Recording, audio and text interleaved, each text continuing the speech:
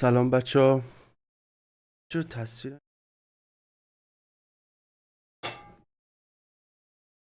اوکی everything seems like okay. سلام ستاره ها. سلام بچه های تو خونه. چه خبر؟ آروکس تو خونه. اوکی بریم واسه یه بی نهایت و فراتر از آن. خاموشه میکروفون.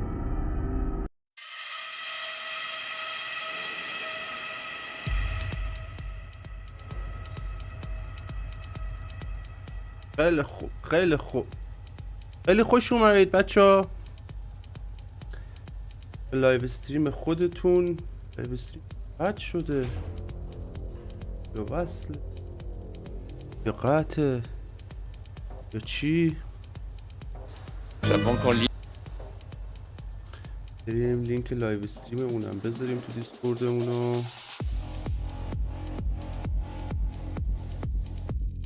سلام خیلی خوش اومدید آقا. ما لینک لایو استریممونو بذاریم تو دیسکورد. الان میام در خدمت شما. کلکسیا هستم. چه خبر بچه ها؟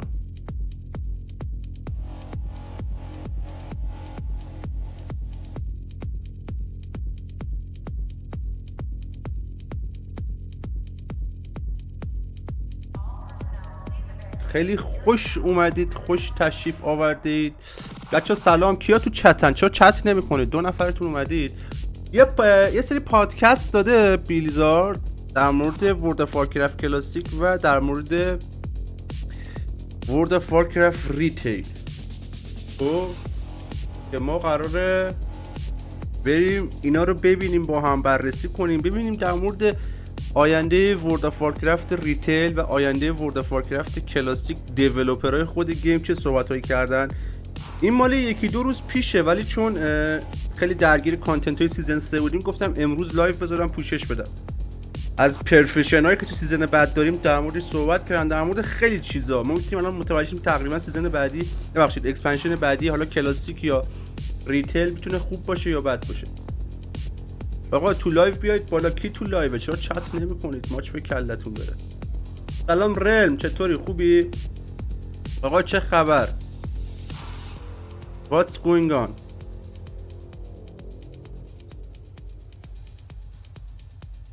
بریم شروع کنیم به نظرتون بچه ها، یا سب دارت بذاریم؟ نظرتون چیه؟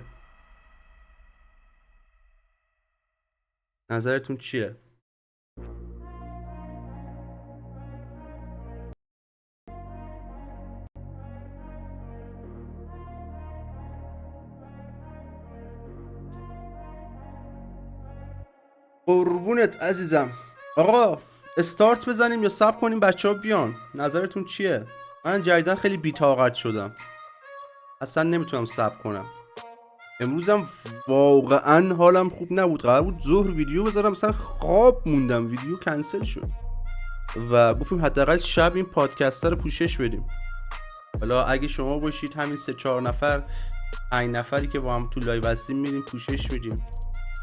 اگه هم نظرتون رو یه خورده صبر کنیم چیکار کنیم؟ کلکسیا استارت بزنم.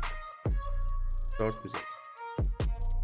این 2 تا حالت داره بچه ها. هم 2 تا پادکسته، یکی واسه ریتیل یکی واسه کلاسیک. خب ما یکی میتونیم پادکست ها رو ببینیم کامل که چی در موردشون چی گفتن، یا میتونیم خلاصه‌ای که ووهد از پادکست ها گذاشته رو بخونیم.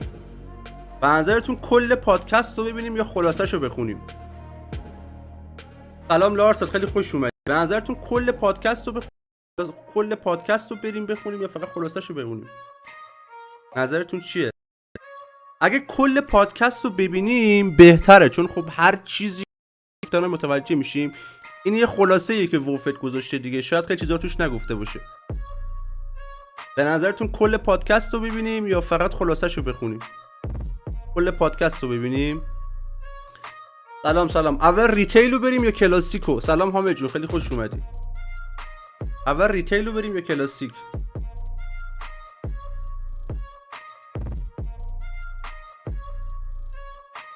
اول ریتیل Hello there and welcome back to a ریتیل کوتاه‌تره. اول ریتیل رو میریم. اوکی. developer interview for the new expansion. تو خود بیلیزکن همین ریکورد شده ولی خب با یکی دو روز تأخیر اومده، بعدش هم چون سیزن اومد ما دیگه پوشش نداشتیم. اوکی. The War Within, which is just been announced at BlizzCon 2023. I'm here with Michael Bybee and Sean McCann, World of Warcraft developers, and yeah, we're going to go through some questions. First in-person interview, so hopefully it's not terrible. All right, so. اوکی بچه‌ها، این که یک یوتیوبر معروفه مستر ام جی اسمشه، اینا هم دیولپرای گیمن، اومده ازشون سوال بپرسه در مورد آینده. We don't have too long, so I'm just going to dive into it if you don't mind. Kind of starting with maybe Dragonflight like questions, if that's okay. So obviously 10.2 coming out next week. Literally next week, yeah. So that's exciting. Tuesday. Literally Tuesday, yeah. در مورد فعلا چیز مهمی نرسید اولشه بچه‌ها. I've been playing loads on PTR. It's been super great. So Yeah, I'm personally really excited about it. Tons of content.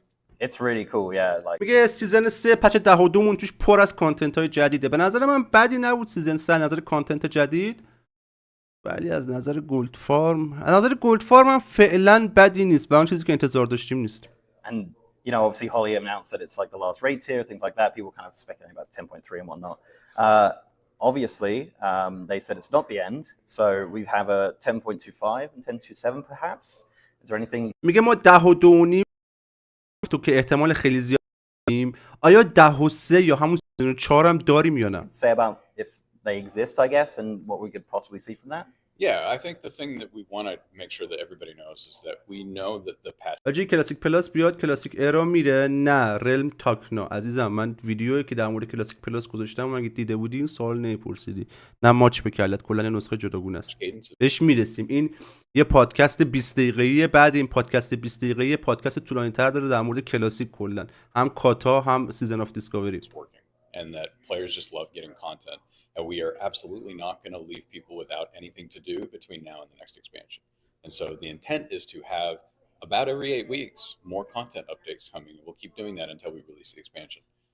We're not ready to talk about exactly what's in all of those, but I can say they're very exciting, and a lot of what you'll see are things that players.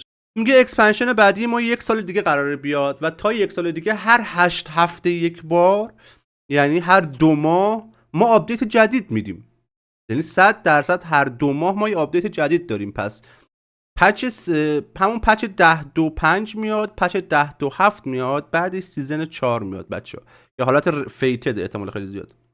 I've been asking for, and some of it will be surprises that nobody has any idea is coming, which is very exciting. Oh wow, that's such a tease.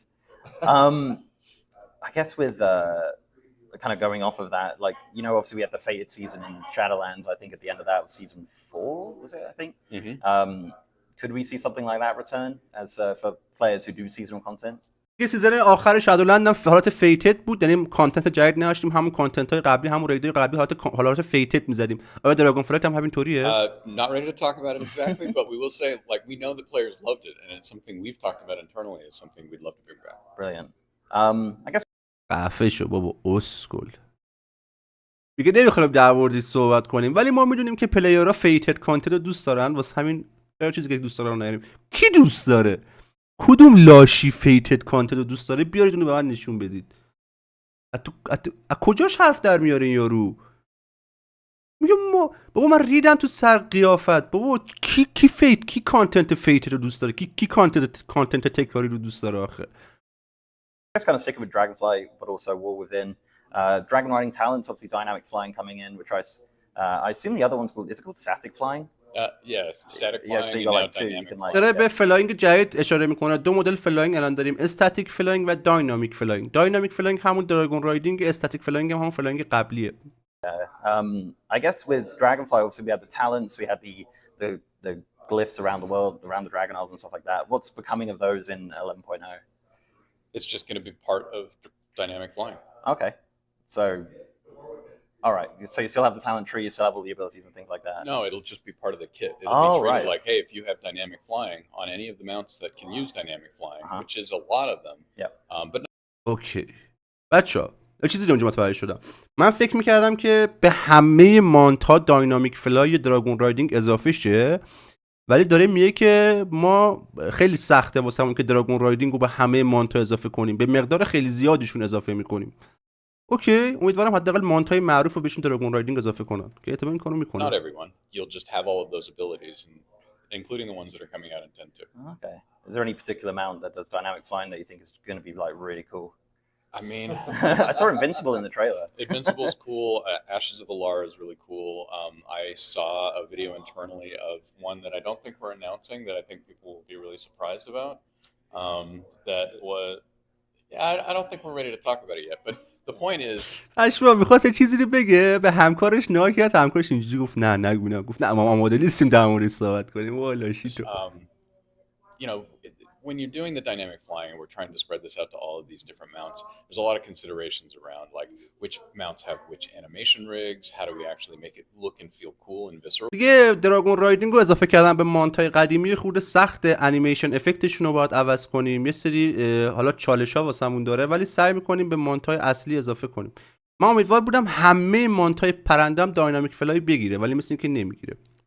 یعنی همون حالت دراگون رایدینگ نمیشه همه مانتا. Isn't just dragons. It isn't just things with wings. There's a lot of really cool stuff coming. That's awesome. Yeah, I know there was like data mined animations, and I was like, oh my goodness, is that actually happening? Like, it's really cool. Yep. Very exciting. I kind of sticking with flight, I guess, for now. The old world dynamic flying. So we've had the Eastern Kingdoms Cup. We had the Kalimdor Cup. I believe there's Outland Cup and cups for every single region at the moment on the calendar, but. Is like general dynamic flight in those zones something that's kind of in on the cards eventually? Yeah, that's where we want. داره میگه آیا دراگون رایدینگ تو کل مپ‌های قدیمی باز میشه یا نه؟ There's tech that we have to do for the different zones to change how things render and how much you can see when you're flying, and we've just been slowly working through that, and then also just making sure that it makes sense. Right. Okay. میگه یه خورده از این چیزی که شما دارید میگید سخت‌تر بحثش، این که خب مپ‌های قدیمی شاید حالا اون اوورویو یا اون محدود دیدی که دارید کمتر باشه، شما با دراگون خیلی میتونید برید بالا. ما می‌خوایم اینا رو فیکس می‌کنیم.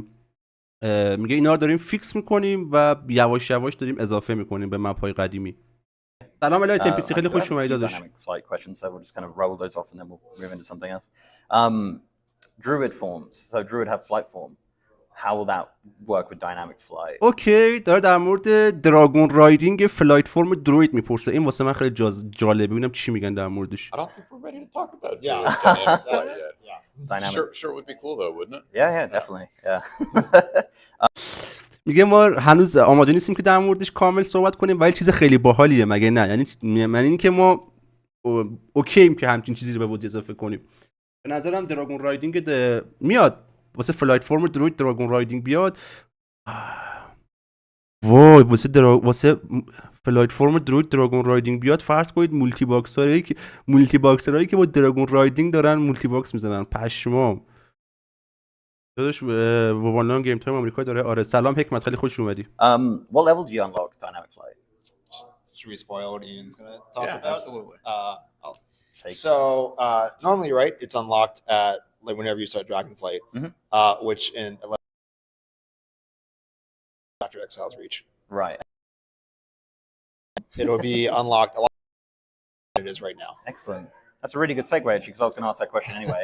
میگه اصلش این برنامه‌ای که داریم برای اکسپنشن 11 ولی یه سریاش شما قبل اکسپنشن 11 میبینید. تو 10 و 2 نیم مثل اینکه یه سری از این حالا آپشن‌های دراگون رایدینگ اضافه میشه به So عشق منی الایت جون، ماچ به کلت داشون خیلی ارزش داره واسه من. سپید جان سلام. Dragonflight's default leveling experience battle for Azeroth, I guess, go into Chromie time? Yep. Excellent. And Chromie time will go up to 70 perhaps, or like how's that going to work? I think we're still working on that part right now. Okay. So I don't want to sign us up for anything. No, of like course. now we have to say it. یه کرومی تایم از 60 به 70 انتقال پیدا میکنه. درصد همینه. این میگه ما هنوز واسه همین قطعی نمیتونم بهتون جواب بدم. But yeah, all I'll say is that we're really excited to get Dragonflight in. I worked in Exile's Reach. Oh wow! And so we were very excited of like we knew in Dragonflight that this would eventually be the level up when we do War Within, and so that's why you'll see we started putting some of the Exile's Reach characters in there to prepare for that. That's cool. Yeah, Exile's Reach is it's a really great like start. بچه‌ها اگزایلد ریچ اگه یادتون باشه لوکیشنی بود که درگ تیرها توشون لول اپ می‌کردن، لول 60 تا 50 تا 60 چیز توی مایا. درگ تیر ساختید حتما همتون دیگه.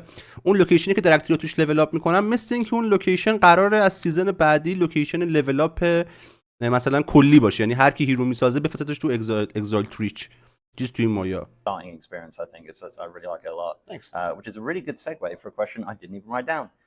The earthen race, right? Is that the سپید بهاردار، شما از لایو عقبی، هر موقع به اینجای لایو رسیدی لایو رو بکش جلو. official name? What's the earthen? Yeah. Well, they're an allied race, right? So they start a little bit later. So will they start at like what is it right now? Is it 10 for allied races? I think we've really that's still being planned. Yeah. I don't want to commit to that. Okay. That's fine. Yeah. Because my plan right now is I'm going to level up my evoker, which is my main right now in the War Within. As soon as I get to max level and I go through the Earth and Unlock quest, I plan to restart as an Earth, and I haven't solidified which class yet.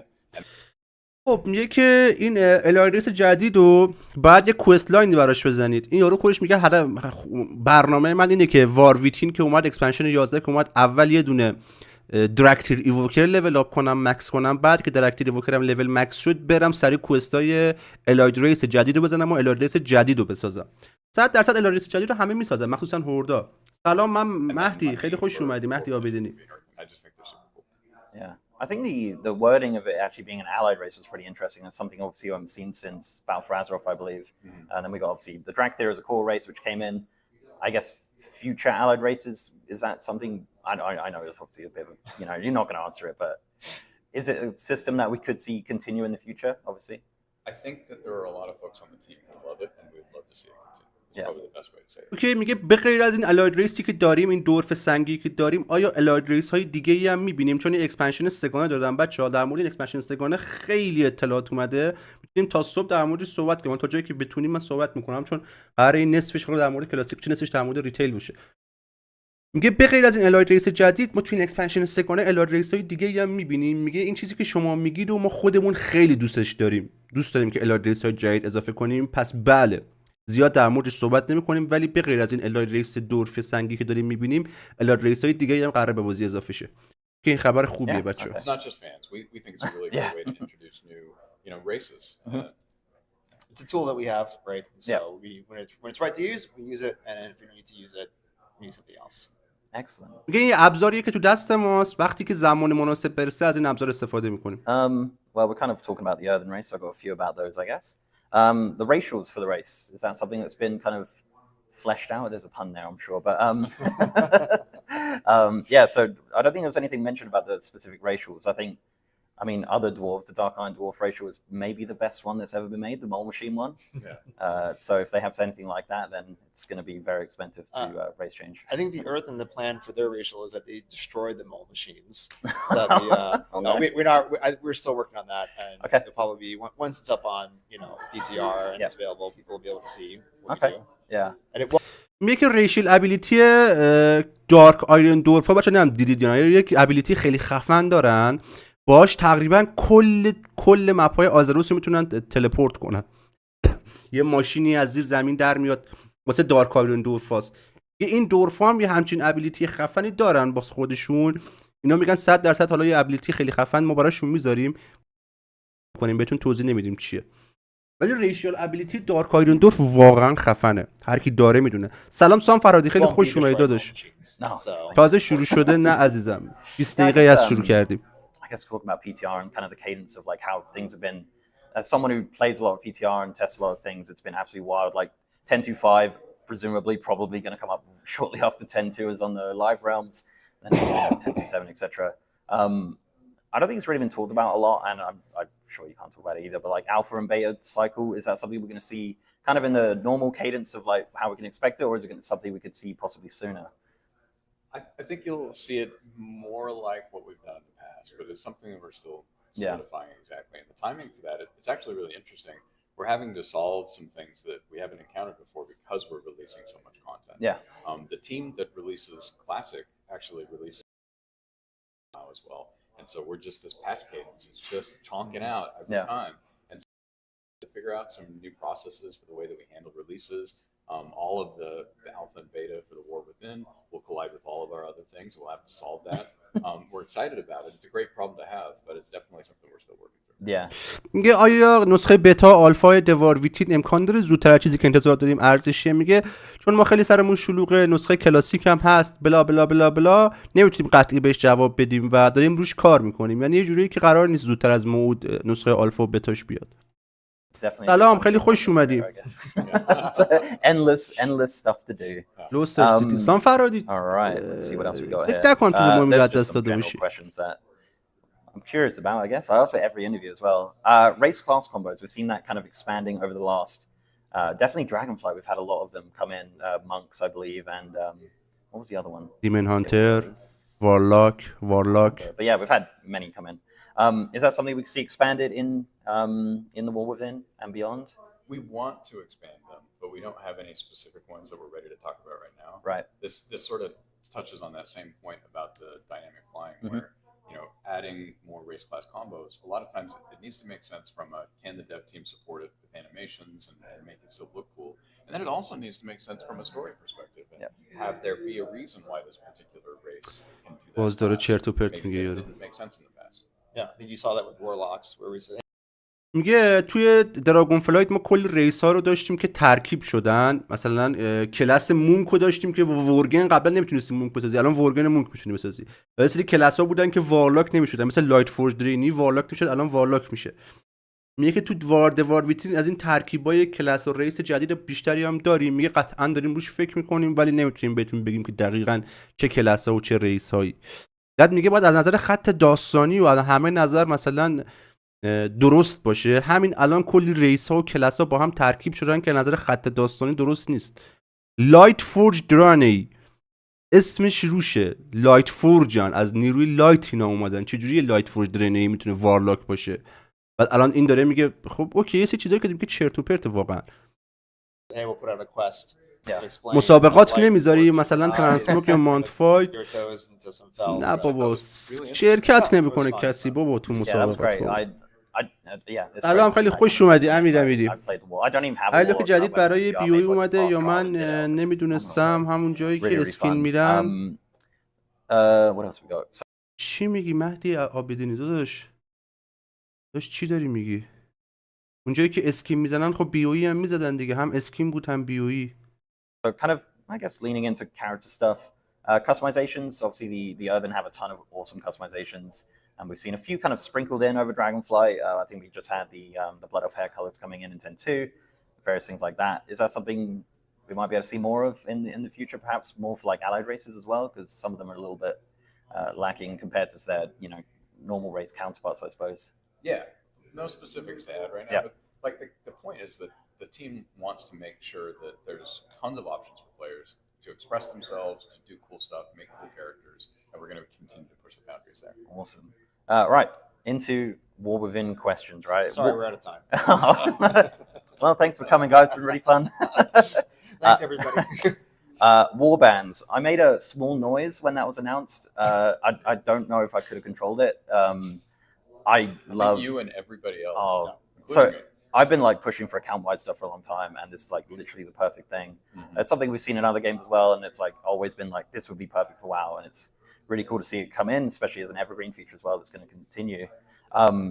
So the question is, it's a couple things. So the factions was announced as account-wide, right? So, and I presume the renown system is coming back in War Within as well. That's the plan. So how would that work in regards to like, say you had two characters and you were doing whatever the name of the renown is, like you do like a world quest which gives you rep on one character. Could you go on another character, do that same world quest? Would that give you reputation as well? Like would that just, you could kind of cheese it in that regard? چه سوال مهمی I think پرسید. one of the things that we're looking at is to make sure بچه‌ها میگه سیستم واربند تو اکسپنشن بعدی قرار بیاد. سیستم واربند رو که احتمالاً باید بدونید، بهتون توضیح داده بودم. یه سیستمیه که با اون سیستم میتونید خیلی راحت بین کاراکترهای آلتتون رپوتیشن و آیتم و گلد و نمیدونم همه چی میتونید بین کاراکترهای آلتتون با اون سیستم جدید انتقال بدید. داره میگه خب یه مشکلی که پیش میاد اینه که برای مثال یه کوست هست، یه کوست ویکلی هست که هفته یه بار میتونی بزنی و بهت رپوتیشن میده. خب الان با این سیستم جدید مثلا ما میتونیم 10 تا کاراکتر بسازیم و به جای اینکه هفته‌ای مثلا یه بار اون کوست رو بزنیم، هفته‌ای با 10 تا کاراکترمون اون کوست رو بزنیم، رپوتیشن ها رو همه رو بفرستیم توی کاراکتر. یعنی یه جوری میشه گفت باگ دیگه اگه بشه این کارو کرد با سیستم واربند. میگه آیا میشه همچین کاری با سیستم واربند کرد؟ یعنی یه کوستی که بهمون رپوتیشن میده و هفته یه بار میتونیم بزنیم، براش 10 تا کاراکتر آلت بسازیم که فقط سری رپوتیشن جمع کنیم. خب این میتونه خیلی تاثیر داشته باشه، مخصوصا رو بعد کسایی که هاردکور بازی میکنن. علی لوک جدید خب من نرفته بودم این لوکیشن چون مثل اینکه خیلی بیشتر میندازه. بعد اسکینینگ داشته باشی، اسکینینگ نشته باشی فایده نداره تو اون لوکیشنز. Sure. We want to write that balance between we want to support the accounts, but also not have it be here's the guide to maxing out renown, make 20 alts, and then you know that just feels terrible. And so in this case, while we're not going to commit to hey here's how it works, we are going to make sure that like the best way to do renown isn't essentially like the worst way to play of like just grind your face off, get a million alts, and get the renown done in a day. Yeah, makes sense. میگه ما هم 100% به همین قضیه فکر کردیم، دقیق نمیتونیم بهتون توضیح بدیم که میتونن این کارو بکنن یا نه، ولی وقتی که شما به این چیزا میتونید فکر کنید، ما هم به این چیزا میتونیم فکر کنیم. یعنی الان یه مکانیزم چیزی جلوش براش بذارن که نشه این کارو کرد. I guess how many renowns are there on launch, I guess? A decent number. That's all we can say right now. Yeah. There was a screenshot, and I'm pretty sure it was all just like random names and stuff, but it might be the actual Some of those, I think the Quest team was in there, and so I think that was just the UI artist. Yeah, just to try, yeah. I guess sticking with factions, will we see like legacy factions in the warband system as well in regards to like count-wide stuff? Because I know for a در مورد فکشن ها و رنونا دارن صحبت میکنن، مثل همین الان که 4-5 فکشن های مختلف داریم باشون رنون لول اپ میکنیم.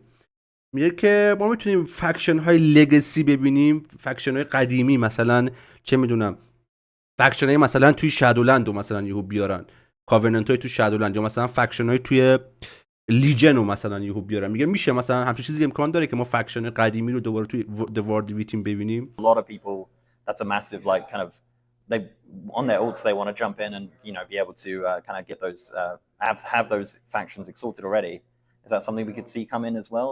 میگه به نظر من خیلی جالبه، چون یه سری ها مثلا با یه سری از کاراکترهای آلتشون مثلا با یه سری از فکشن‌های قدیمی فول رپوتیشنن و اون فکشن‌های قدیمی که دوباره به بازی مثلا بیاد به عنوان به عنوان مین فکشن، خیلی میتونن از این قضیه خوشحال باشن. مثلا من خودم خیلی از فکشن‌های شادولندم فوله، یا خیلی از فکشن‌های لیجن هم فوله. اگه اون فکشن‌ها دوباره به عنوان مین فکشن بیان، خب من خیلی خوشحال میشم.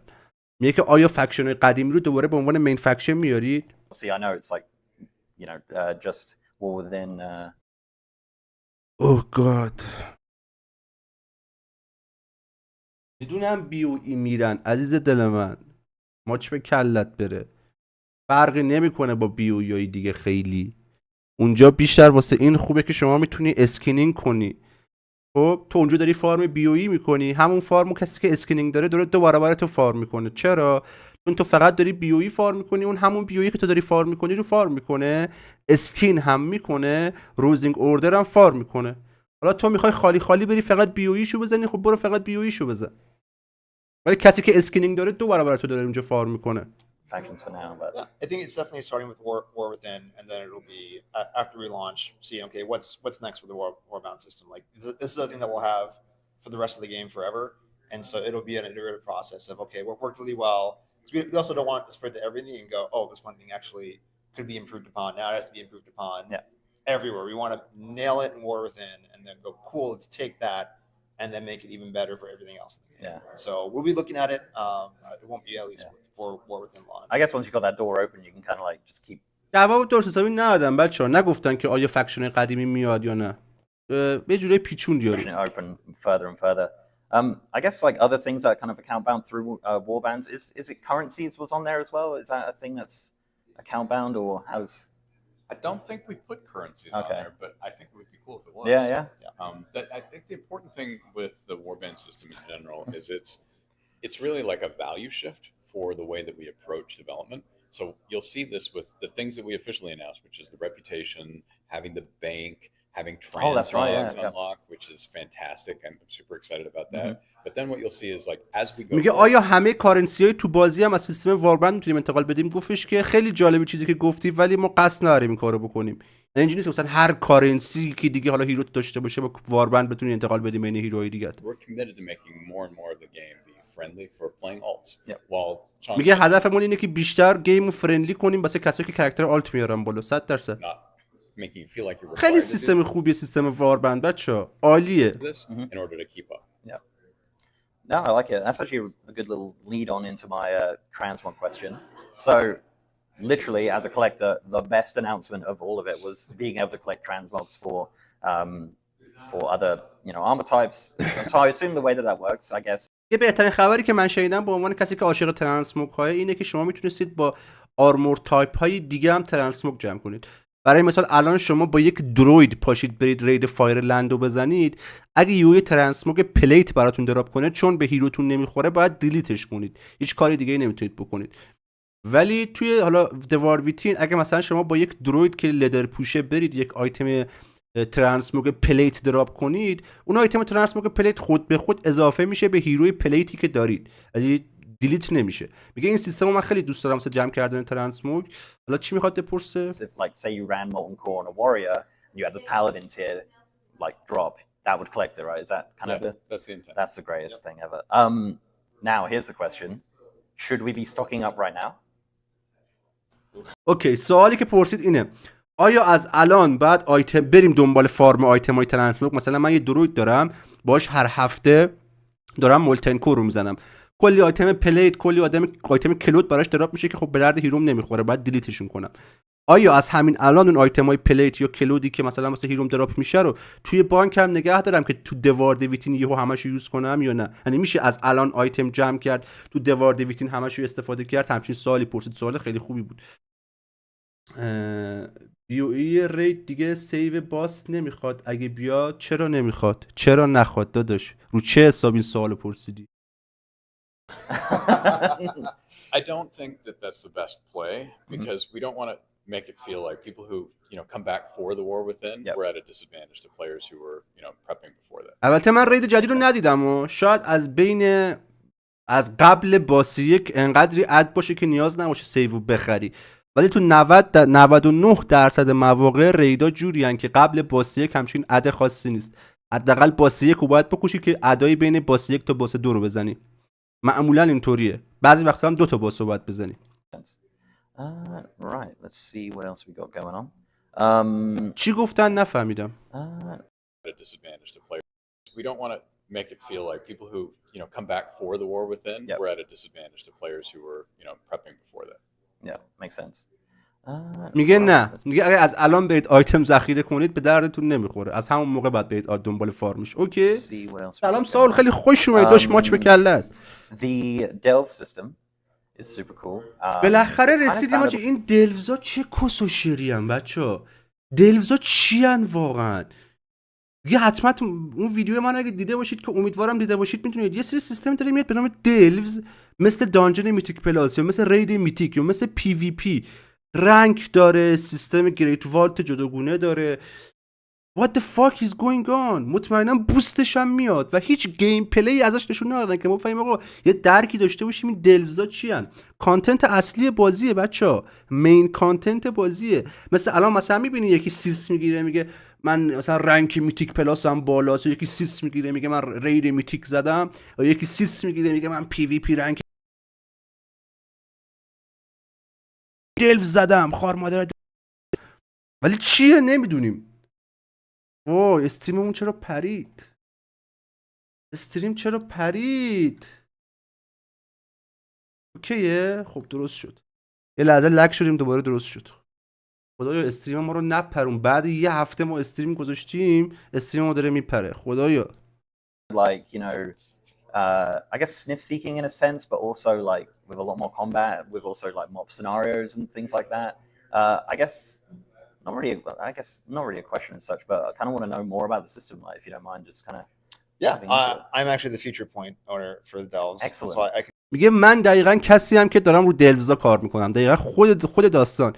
این یارو کچله رو دلوز کار میکنه. ببین چی میخواد بگه. پس آره یه لحظه استریم پرید دوباره اومد. Yeah, the goal with this, we looking at player feedback, right?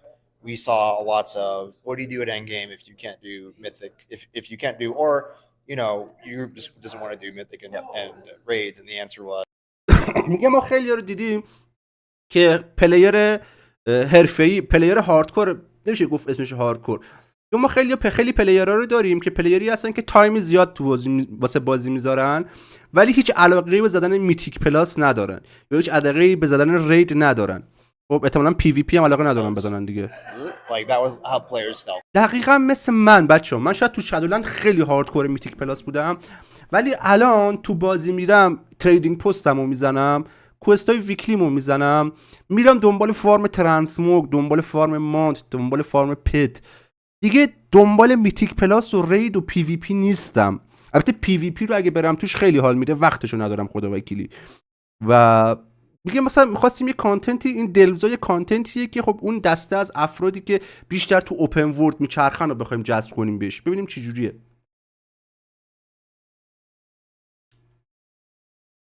از کجا میتونم با حرف بزنم؟ دیسکورد بهم پیام بده. الانم سوال بپرسی میتونم به جواب بدم. And so the Net solve for that is reader. supposed to be delves. بده، خیلی بده. Going solo, going with any kind of group comp that you want.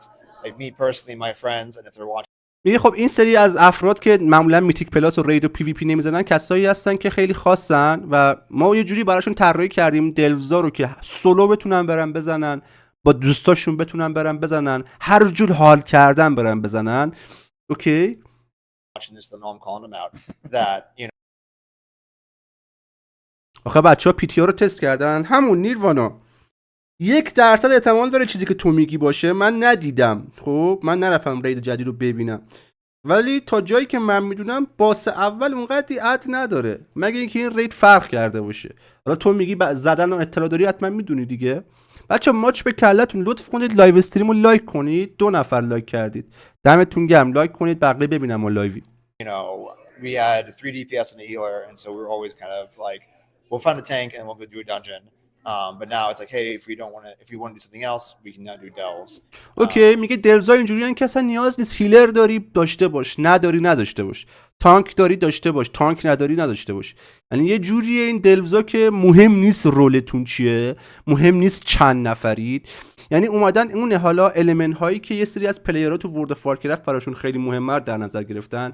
پلیرایی که بیشتر میرن تو اوپن ورلد میچرخن، ترانسموگ فارم میکنن و بیشتر مثلا اچیومنت میگیرن. میگه یه سری مثلا واسه اینجور پلیرها ما این دلزو آوردیم. خیلی باحال دیگه. رول اصلا توش مهم نیست، تعداد پلیر اصلا توش مهم نیست. And so that's what I'm personally excited about, is that there is that kind of different thing, and it is much shorter. Our plan for delves right now would be about 10 to 15 minutes. Okay. و کلا 10 دقیقه تا 15 دقیقه طول میکشه. اوکی. دید مثلا دانجن پلاس 20 دقیقه تا 40 دقیقه است. رید هر باسش نیم ساعت تا 40 دقیقه است حدوداً. و این داره میگه که کلا دلوزا هر رانش 10 دقیقه است. اوکی. مثل اول سیزن 2 شادولند رید سانکتوم قبل باس 1 بی او ای فارم میکردن. آره راست میگی لارسه. میگم منم نگفتم 100%، گفتم تو 90% مواقع، تو 90% مواقع باید باس 1 بزنی. شاید این جوری باشه که نیاز نباشه باس 1 بزنی. خب اگه اینطوری باشه که نیاز نباشه سیو بخری، قیمت بی او ای میاد پایین‌تر، چون همه میرن میزنن دیگه، نیازی هم نیست سیو بخری. هر کی از ننش قهر میکنه یه پاک میسازه میره میزنه دیگه. We're going to put no mechanics that encourage you to kind of speed run it as fast as possible. So there's no time. میگه تایمری نیست، تایمر نداره مثل میتیک پلاس که مثلا توی تایم حتما نیاز باشه بزنی. AFK if you're like me and your kids tend to cause inversions. اوکی. میگه وسط دلز میتونی AFK کنی. اگه مثلا یهو گوشیت زنگ خورد یا بچت صدات کرد، میتونی وسط دلوزا. من موندم این چه جور مین کانتنتیه که رنک داره و وسطش میشه AFK کرد. وسطش میتونی AFK کنی. نم رنکدش باز سر چیه و سخت بودنش سر چیه رو من درک نمیکنم. You know, you won't tank a run by having to go AFK and do something. Okay. I like that. So it's not really a time thing, I guess, like, you know, under pressure in regards to like, you got to do this super quick. Yep. I guess like sort of it was announced that it's seasonal. Brand is the first NPC running in with you. So even if you had a 5-man group, you'd still have Brand? Yep, he'll be there. Okay. و در مورد برند رو صحبت میکنه. یه NPC که کلا همراهتونه تو این دلوزا.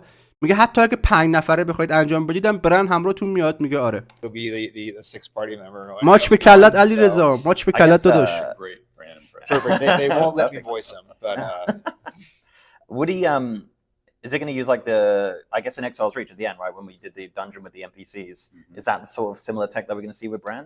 better tech. Oh wow, than that. okay. Yeah. میگه ما قبلا تو اگزایلت ریچ یک همون لول 1 تا 10 که بچه‌ها لول اپ می‌کردید اگه یادتون باشه، تهش تو لول 10 یه دانجن می‌زدیم با ام پی سی های دیگه، با 4 تا ام پی سی دیگه. میگه آیا مثل همونه؟ یعنی ام پی سی هایی که تو دلوز بهمون کمک میکنن مثلا مثل همون ام پی سی هایی که تو اون دانجن بهمون کمک کردن؟ داره میگه نه بابا اون که چیزی نبود، خیلی خفن تره. یعنی این ام پی سی هایی که ما طراحی کردیم واسه این دلوز ها خیلی باهوش‌ترن، مکانیکا رو بهتر اجرا میکنن. That's awesome. I guess that's like the AI. Is that the same that was? بچه‌ها جوری که دارن تعریف میکنن احساس میکنم من خودم عاشق دلوز میشم. یه کانتنتی که هم رنک داره، هم مین کانتنت، هم جایزهای خوب داره و هم به تخممه یه جورایی. من تکی میرم میزنم، کسی نیومد نبود، هم تیمی نداشتم، تانکمون قهر کرد به تخمم که تانکم قهر کرد، هیلر چوس کرد به تخمم که هیلر چوس کرد. میدونی؟ That's nice. از یه خیلی خفن باشه چون اومدن اون دسته تو هدف قرار دادن که نه دانجن میزنن، نه رید میزنن، نه پی وی پی میکنن.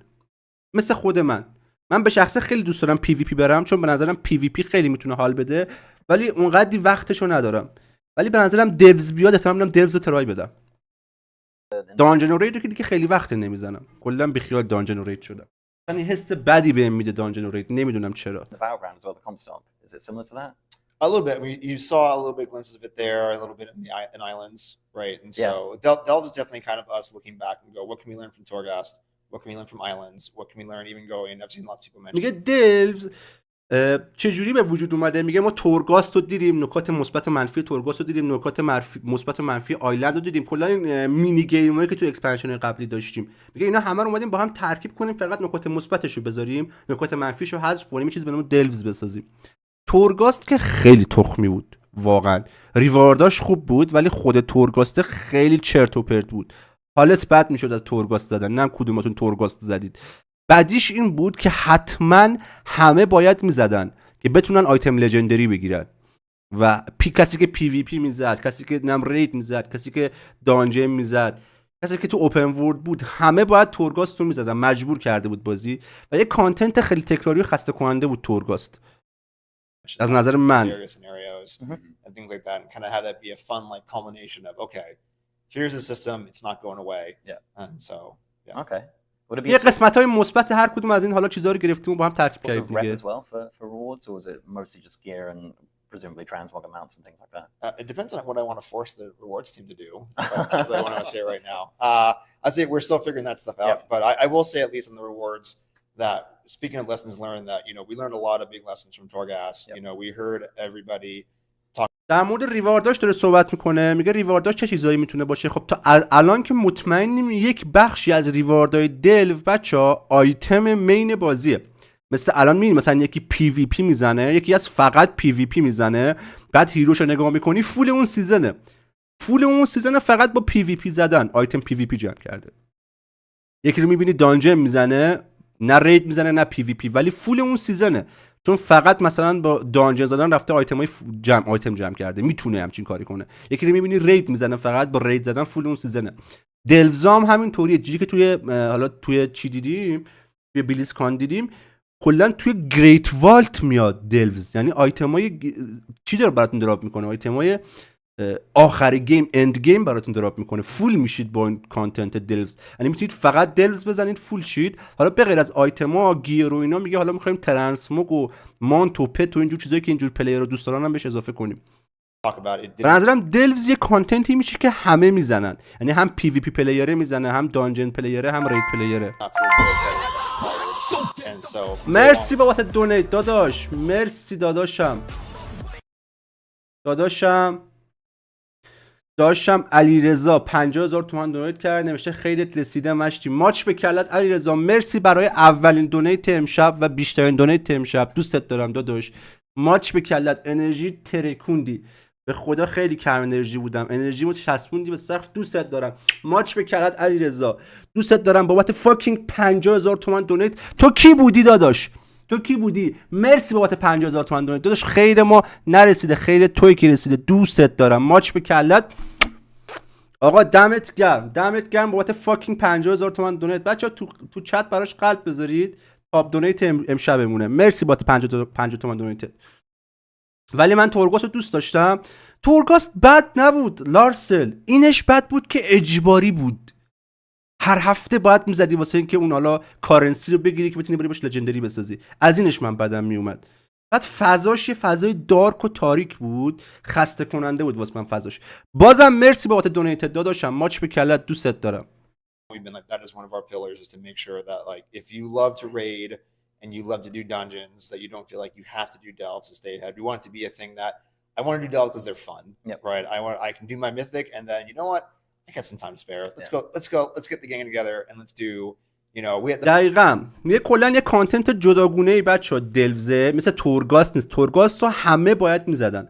کانتنت دلوز اینجوریه که کلا یه کانتنت جداگونه است مثل خودش، مثلا از رید و دانجن و پی وی پی جداست، آیتم خودشو داره، اند گیم خودشو داره و اینجوری که مثلا کسی که دانجن میزنه میاد یه سری دلوزی میزنه، کسی که رید میزنه میاد یه دلوزی میزنه. به نظر من دلوزا اگه روش خوب کار کنن میتونه بهتر کنه. خیلی مهمه که مکانیزم دلوزا چجوری باشه، گیم پلیش هم خیلی مهمه بچه‌ها. یعنی از همه اینا چیزایی که الان از تا در مورد دلوز صحبت کردن، از همه چی مهمتر گیم پلیشه. گیم پلیش چجوریه؟ آیا گیم پلیش جذاب هست؟ میتیک پلاس جذابه، از یه جایی به بعد کشتن اعدا، کشتن باسا سخت میشه، تاکتیک باید اجرا کنید، حال میده بهتون. رید میتیک حال میده، تاکتیک باید اجرا کنید، همه باید با هم هماهنگ شید، حال میده. پی وی پی که دیگه نگم براتون، تای اشغال اگه پی وی پی پلیر باشید، تای اشغال ورد اف وارکرفت تایش به نظر من پی وی پیه. آیا گیم پلی دلوز هم خود گیم پلیش حال میده جدا از ریوارد و جایزهای ان گیمی که میده؟ این از همه مهمتره. به نظرم تا گیم پلیش رو نبینیم نمیتونیم در موردش نظر قطعی بدیم. عشق منی لوزر سیتی داداش، ماچ به کلت داداشم به مولا، عشق منی داداشم لارسل سیتی لوزر سیتین، ماچ به کلت، دوستت دارم داداش. 5 fire mages, let's go do a delve and we can do that. Yeah, I guess the که مثلا میگه 5 تا فایر میج با هم برن یهو دلز بزنن، میتونن این کارو انجام بدن. اوکی. system is made for me, so I don't really do Mythic Plus or raiding, so I'm just very much an outdoor world content player, which is funny because دقیقاً میگه من خیلی کانتنت میتیک پلاس و رید نمیزنم، خیلی پلیر آتدور کانتنتم. دقیقاً مثل پلیری که الان من تبدیل شدم بهش، پلیر آتدور کانتنت شدم. میگه به نظر من میتونه چیز جالبی باشه. میگم الان فقط دارن خوبیاش میگن. خب دیولپرها هیچ بقالی نمیاد بگه ماست من ترشه. بچه‌ها تا زمانی که گیم پلی ازش نبینیم نمیتونیم نظر بدیم. امیدوارم گیم پلی خوبی داشته باشه. تورگاست گیم پلیش بد نبود، از یه جایی به بعد ریده میشد. یعنی یه سری بافا بود تو تورگاست میگرفتی میزدی جر میدادی، یه سری بافا تو تورگاست بهت نمیداد جر میخوردی. یعنی بالانس نبود گیم پلی تورگاست. اگه گیم پلی خوبی داشته باشه میتونه بهتر کنه. خیلی گیم پلی مهمه. جدا از جایزه هایی که میده، گیم پلیش از همه چی مهمتره. I think literally like 2-3 weeks ago I tweeted about having an outdoor row on the Great Vault and everyone was like that's a great idea and then suddenly it's there, so you know. دقیقاً میگه یه آتدور کانتنتی که تو گریت والت بهم جایزه بده. خیلی خوبه. Yeah, that's what it is. Yeah. لایو لایک کنید، ماچ بکلتون. کسی که جدید اومدن تو لایو لطفاً لایو لایک کنن، ماچ So is it بکلتون. just delves that are going to be there, or is it going to be like kill a world boss or do a world quest as well? Like how would that kind of row work? I think we're still figuring it out. I mean, that's going to be kind of a somewhat complicated thing to figure out because we want to make sure there's so much outdoor world content, right? Yeah. We want to make sure that we nail it really well so it doesn't end up either alienating other pieces of content. So you're like, well, I'll never do this again, and also not having it be so spread out that you're like, it's just confusing to know what to do. And so we're still figuring it out. That's going to be iterative. در مورد گیم پلیش پرسید، خیلی کامل توضیح نمیدن دیگه. میگه فقط میخوام یه چیزی باشه که ملت از زدنش لذت میبرن. امیدوارم چیزی که میگن درست باشه. But the reason that it's called the world row is because it's more than just delves, and so that's the piece that we're committed to. Excellent. Yeah, that's the one I'm going to be filling out every week, I think. Although I've got to say, like in 10.2 with the heroic and mythic being on there on the thing now, that's a great change. And time walking as well. Yeah. I thought that was awesome. I guess kind of going into a little bit of PvE stuff.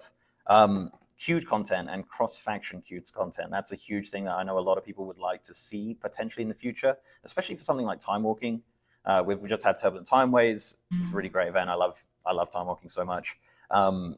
Is queued content through cross-faction something that's on the radar as something that we could see in the future? I guess what we would say is that it's not specifically something we're ready to say, yes, we're doing Yeah, this, yeah, of course, but yeah. more that we hear what players are saying. And we know. در مورد کانتنت های کراس فکشن داره صحبت میکنه. کراس فکشن که بچه‌ها میدونید چیه، مثلا هورد و الینس با هم بتونن برن یه کاری بکنن. الان خیلی کراس فکشن باز شده، یه جوری مثل که کراس فکشن رو بیشتر هم میخوام باز کنن، یعنی از همون هفته اول، از همون روز اول هورد و الاینس بتونن با هم دیگه تو هر ریلمی که هستن برن ریل میتیک بزنن. اصلا این قابلیت اضافه شه، مسابقات ورد فرست ریل میتیک دچار تحول خیلی بزرگی میشه و میگه نمیتونیم با قاطعیت در موردش جواب بدیم که 100% این کارو میکنیم نه، ولی داریم روش کار میکنیم.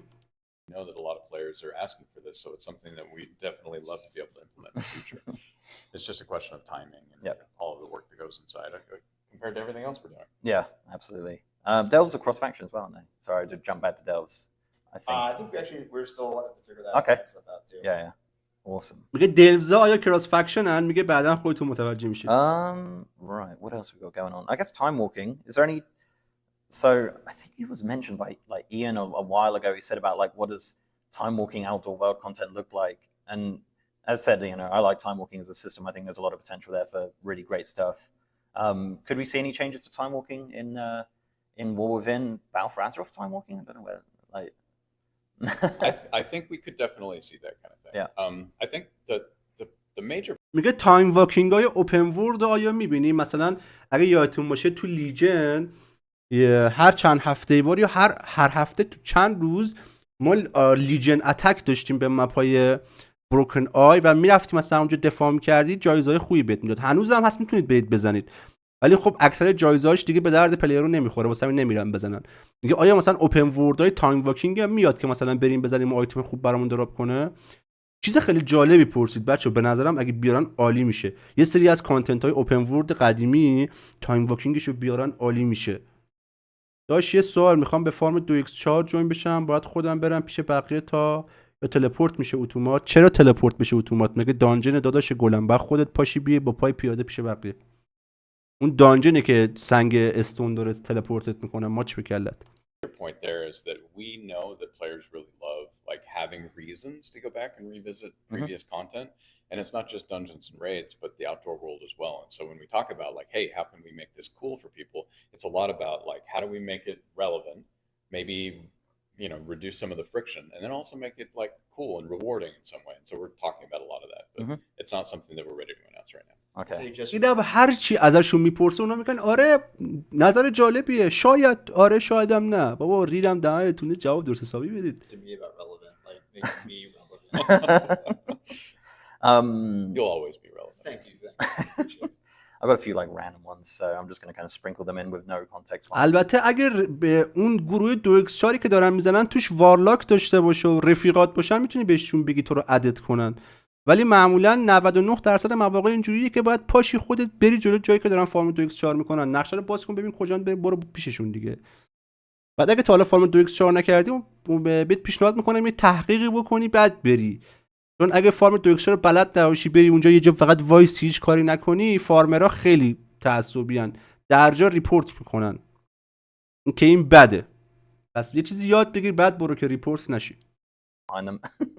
Archaeology and professions, I guess. Well, there's a couple of profession questions. So I'll start with profession talents as the first. بالاخره رسید به قسمت مورد علاقه ما، سوال در مورد پرفشن ها تو اکسپنشن بعدی. بچه‌ها این قسمتش به نظر من خیلی مهمه، با دقت گوش کنیم ببینیم چی میگه.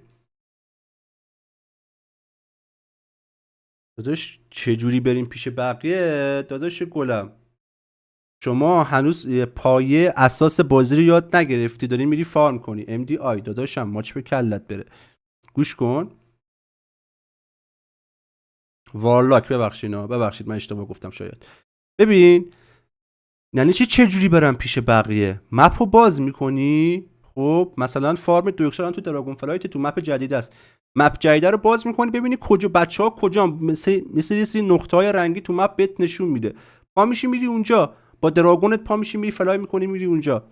اینکه تو بلد نیستی پاشی بری تو مپ، یعنی اصلا پایه بازی رو بلد نیستی، بعد میخوای بری باشون فارم 2x4 کنی، خب ریپورتت میکنم ماچ به کلت بره. اول برو پایه بازی رو یاد بگیر، تو ماچ به کلت بره. من چی بگم بهت؟ اینکه چه جوری بریم پیش بقیه که دارن فارم میکنن این دیگه توضیح دادن نداره عزیز من. مپ جدید رو بلد نیستی، یعنی توش بلد نیستی بری تو مپ جدید.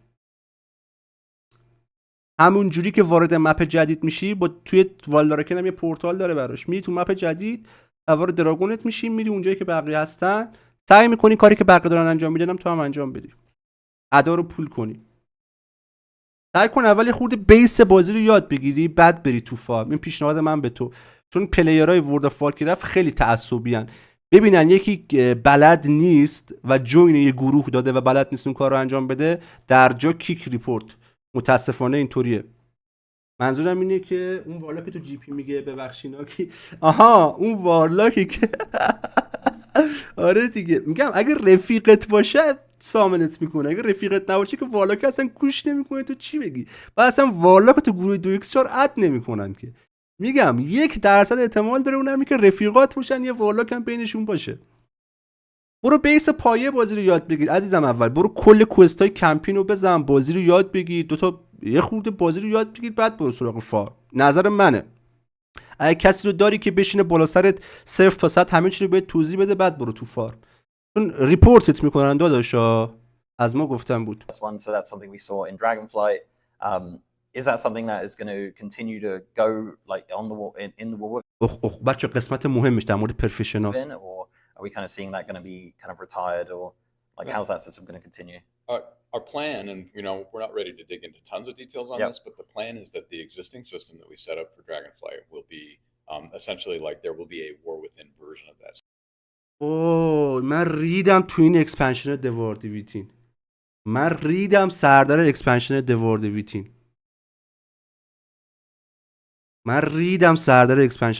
ویتین.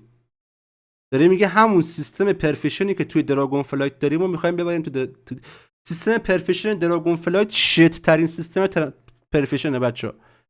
ببخشینا به قول بچه‌ها ببخشینا، ولی سیستم پرفشن دراگون فلایت کیر منم نیست. چه کسچریه آخه خدا وکیلی. سیستم یعنی سیستم کرافتینگ اوردر قرار همینجوری ادامه داشته باشه. سیستم کرافتینگ اوردر کسچرترین سیستم ریده و بچه‌هایی که فارمت کرافتینگ میکنن. بعد این سیستم نالج پوینت پرفشنا واقعا فلج کرده. اگه شما 5 ماه پیش یه شغلی رو گرفتی آوردی بالا، الان میتونی از اون شغل استفاده کنی. اگه الان میخوای شغل بیاری بالا، نه نالج پوینت نداری، 5 ماه از بقیه عقبی. هولی شت چت. این چه خبر تخمی بود ما شنیدیم حاجی.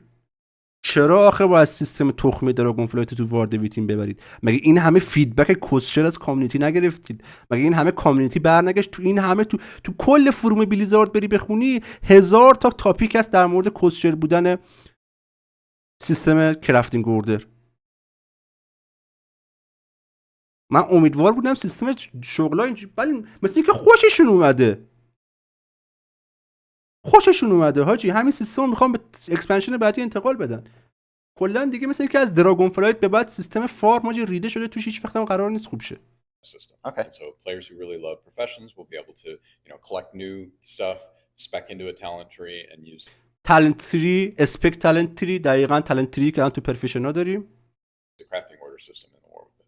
Crafting system order in the world of eating. Okay. And اوکی و کیر خر. the work order system, is that continuing as well? Yes. Yeah. Okay. Cool. Yeah. Although اوکی کول و کیر خر. کجاش کول؟ I will say we're definitely here. Players have a lot of feedback about that system, and so we're. آفرین. داره خودش میگه ما از پلیرها شنیدیم که کلی فیدبک کوسچر در مورد سیستم کرافتینگ اوردر داشتن. واسه چی میخوای ادامهش بدی؟ وقتی این همه پلیرها اومدن هیت کردن این سیستم کرافتینگ اوردر رو، داداش کرافتینگ اوردر رو حذف کن، بذار همون اکشن هوست باشه.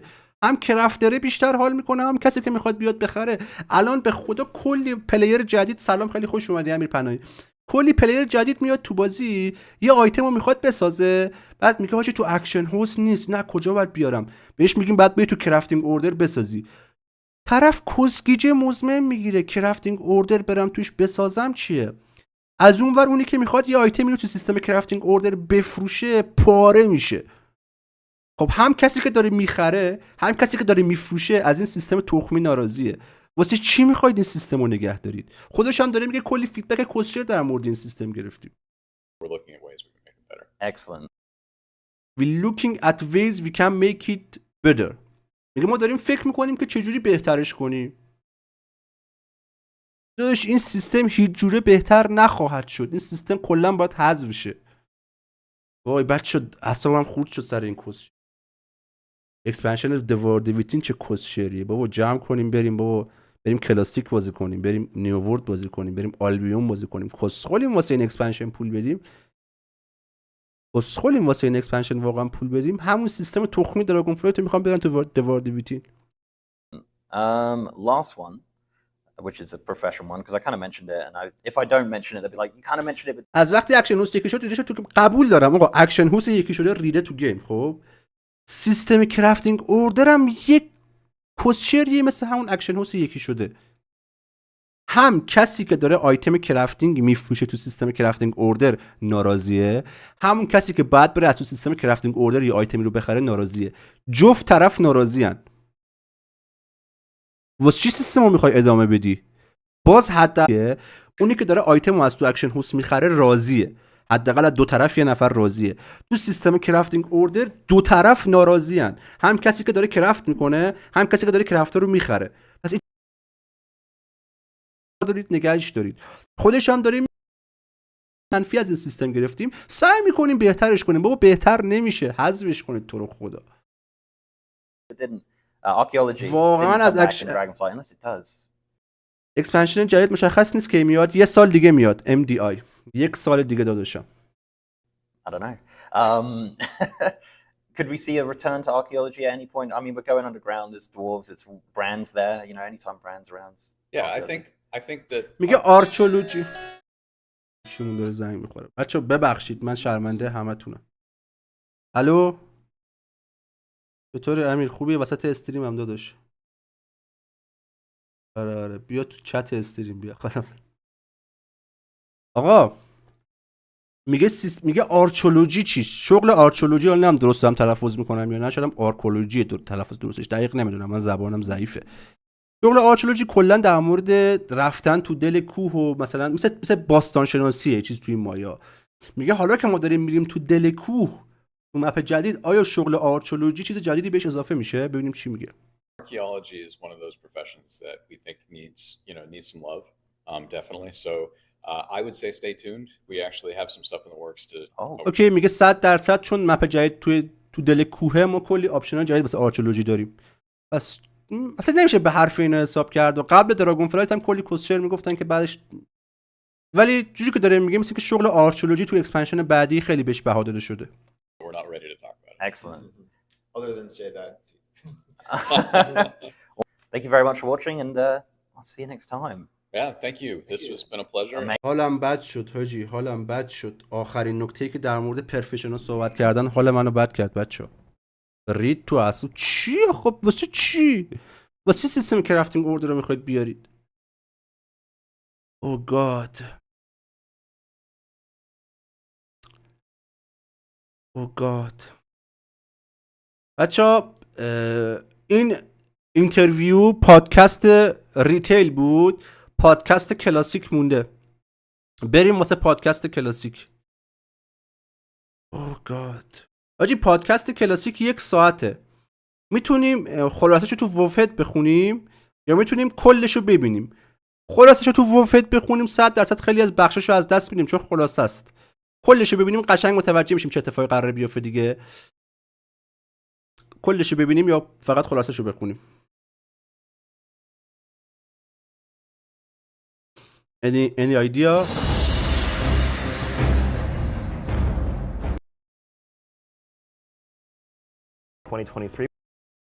We're just buttoning up some final details, but want to have a similar picture that we can lay out for 2024. I can say that even after Guardians of the Dream, that's just rolled out this week, players can expect 3 more updates to Dragonflight before War. اوکی، این که داره در مورد ریتیل باز دوباره صحبت میکنه. این پادکست هم در مورد ریتیل هم در مورد کلاسیک جفتشه. اون قبلی پارت اولش در مورد ریتیل، پارت دومش در مورد کلاسیک. اوکی. میگه به غیر از اکسپنشن، به غیر از سیزن 3 دراگون فلایت یا همون پچ 10.2، 3 تا آپدیت دیگه هم داریم قبل دوارد ویتین. پس 10.2.5، 10.2.7 و 10.3. یعنی سیزن 4 که حالت فیتد قطعا داریم. همون 1 سال مونده دیگه، منطقیه داشته باشیم. اسم میکنم علی وو ریتیل توی شادولند تموم شد. واقعا شادولند که رید تو فار. So we'll have all the details. Is from AJPST. Early access. آها خیلی مهمه. یه سریا پرید استریممون. استریم پرید بچه‌ها.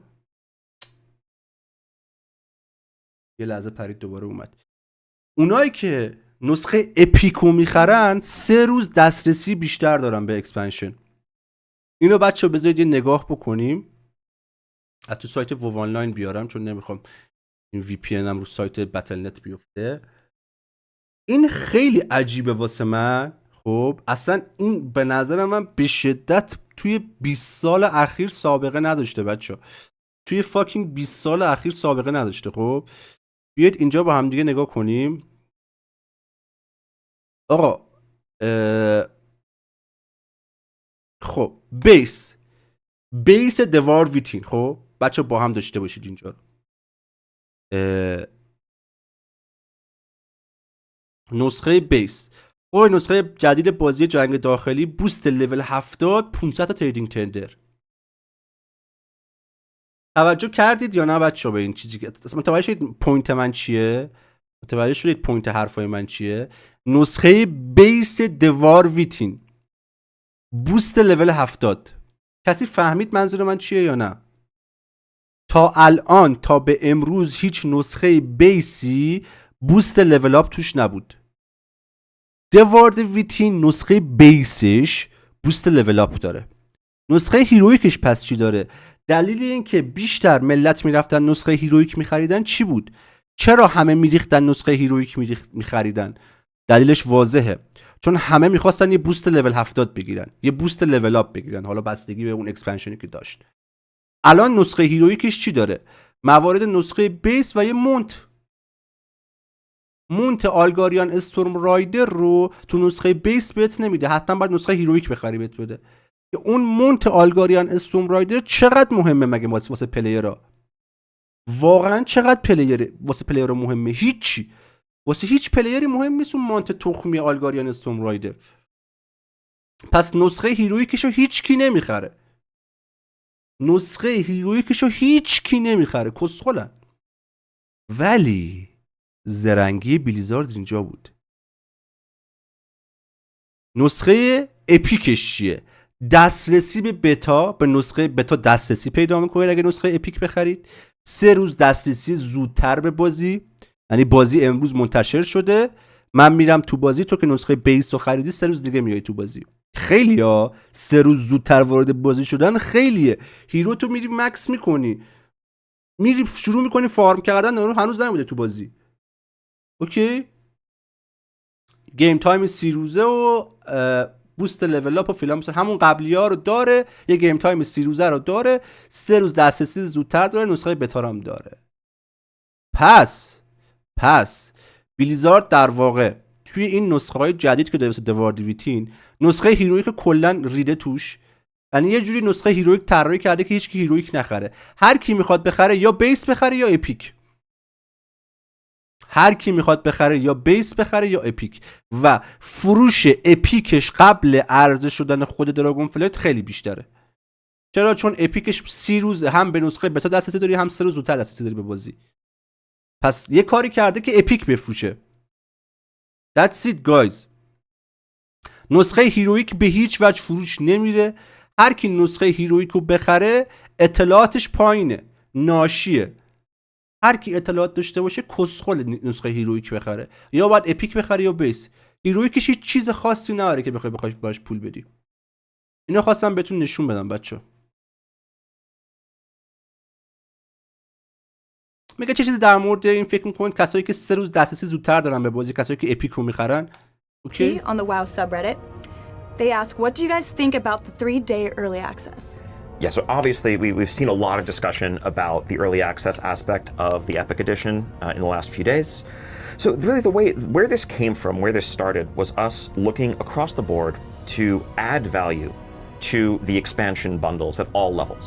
So starting at the base edition of War Within, compared to Dragonflight, like that includes the میگه ما هدفمون این بود که به همه نسخه ها هم بیس هم هیرویک هم اپیک ارزش جدیدی اضافه کنیم. خب نسخه بیس نسخه دقیقاً چیزی که من گفتم، نسخه بیسش نسبت به دراگون فلایت یه بوست لول اپ داره. خب نسخه هیرویکش چه چیزی اضافه داره داداش؟ اون نسخه تخمی هیرویکش چه چیزی اضافه داره؟ Heroic up in Dragonflight.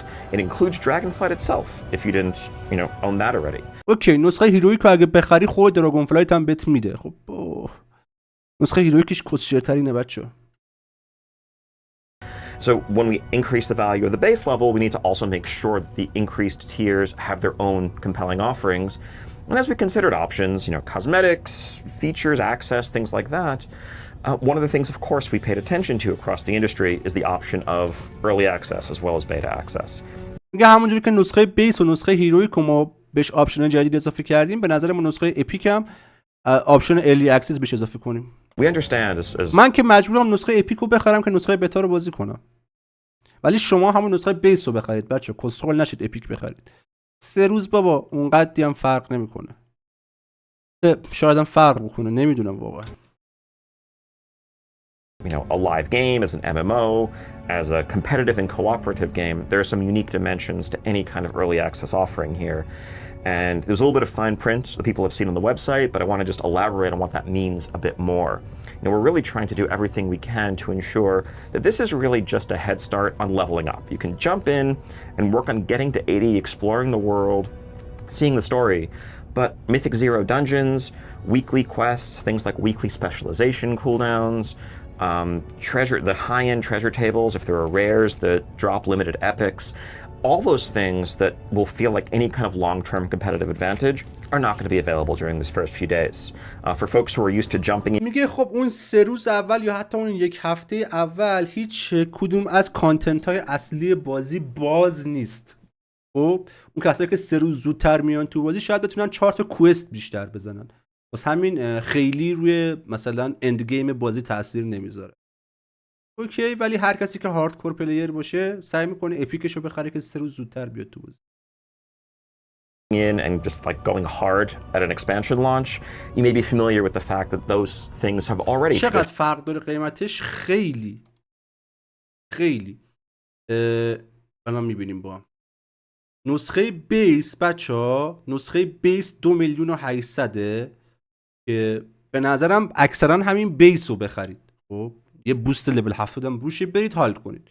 نسخه هیرویک که کسشر ترین نسخه است، فقط یه مانت بهتون اضافه میده، 3,900,000 4 میلیون تقریبا نداره، میتونه اینو بخره. هم به دراگون فلایت رو میگیره تو این 1 سال، هم واسه بعدن دوارد ویتین. نسخه اپیکش که 3 روز دسترسی زودتر بهتون میده 5 میلیونه. یعنی شما میتونی با 2 میلیون، میتونی با 3 میلیون بخری، بعد 2 میلیون گرونتر بخری نسخه اپیکشو. تقریبا 2 برابر قیمته. 2 برابر بیشتر باید پول بدی. اینم در نظر بگیرید که گیم تایم هم باید بخرید. 2 برابر گرونتر واسه بعد 2-3 میلیون بیشتر پول بدی واسه 3 روز دسترسی بیشتر. که خودشون دارن میگن تو اون 3 روز چیز جدیدی نیست که بخوام بزنید. Until the first weekly reset, until Tuesday morning in North America, Wednesday morning in Europe. میگه تا ریست هفتگی اول ما هیچ کانتنت جدیدی رو به بازی اضافه نمی‌کنیم که اینو تاثیر زیادی بذاره. تو لول اپ و کوست دادن خود جلو بیفتن. همون لول اپ خیلیه. Thursday morning in Asia, that is staying the same. We're just kind of pulling in that week 0 starting point a bit. The goal here is to make sure that certainly by the time season 1 starts, if you have 2 players with similar playstyles side by side and one of them had early access and the other didn't, you really can't tell which is which in terms of any competitive aspect of the game. دیگه بعد از یک هفته که از بازی بگذره شما واقعا تفاوت بین کسی که 3 روز زودتر شروع کرده و کسی که 3 روز دیرتر شروع کرده نمیبینی. اوکی، به نظرم نظرش به درد عمش میخوره. Matters. So it's looking to offer آره دیگه، این پادکست اصلی کوشن انسر دیگه. به جای اینکه توی خود بیلیزکون کوشن انسر داشته باشن، بهتون گفتم میتونید سوالاتونو بفرستید جواب میدن. این همون جوابشونه. سوال پرسیدن ملت ندارن جواب میدن. increased value where we can, but also roll it out and manage it carefully to make sure that it's fair. Our next question is from Zayaxlian from Germany, and they ask if اوکی، expansions چه are سوال زیبایی. اگه اکسپنشن ها قراره که سریعتر ریلیز بشن، آیا کانتنتی که توشونه کمتره؟ بچه سوال خیلی سوال خوبیه. بهمون گفتن که اکسپنشن های بعدی، کریسمتن یه اشاره کرد گفت که شاید اکسپنشن های بعدی سریعتر بخواد ارزشه. اگه قرار باشه اکسپنشن ها سریعتر ارزشه، چند تا مسئله پیش میاد. یک، ما الان باید نزدیک $80 بدیم اکسپنشن دواردویتین رو بخریم، بعد به جای اینکه 2 سال بازی کنیم 1 سال بعد بازی کنیم چون زودتر قرار بیاد، یا اینکه ما این همه پول میدیم این اکسپنشن رو میخریم بعد این اکسپنشن قرار زود تموم شه، پس نمیرسه همه کانتنت هایی که تو اکسپنشن قبلی داشت تو این اکسپنشن جا بگیره، کوالیتیش نمیاد پایین. همچین سوالی بریم جواب چی دادن. supposed to be released سلام faster in the خیلی خوش future, اومدی. will that have an impact on the amount of content per expansion? And if not, how do you ensure that the quality and quantity remain the same? That's a great question. Something we've also heard a lot of discussion around. Just want to be clear, obviously we're focused right now on the war within, and that's what we're talking about.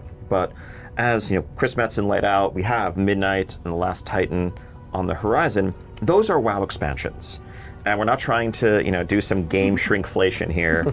WoW expansions are staying WoW expansions, right? When you see War Within, that's 4 zones, 8 dungeons, new levels, a raid, all of that stuff. Again, not saying much about Midnight, but I can say it's going to have 4 zones, dungeons, a raid, etc. And so really that's what we're holding to. Now, we've made no secret of the fact that we want to reduce lulls and gaps in our content delivery over the years. A lot of the investment we've made in growing the World of Warcraft development team in recent years has been building towards realizing this exact goal, being able to deliver a steady patch cadence, content update cadence like we've seen throughout Dragonflight, while still being on track for a big, ambitious expansion offering on schedule.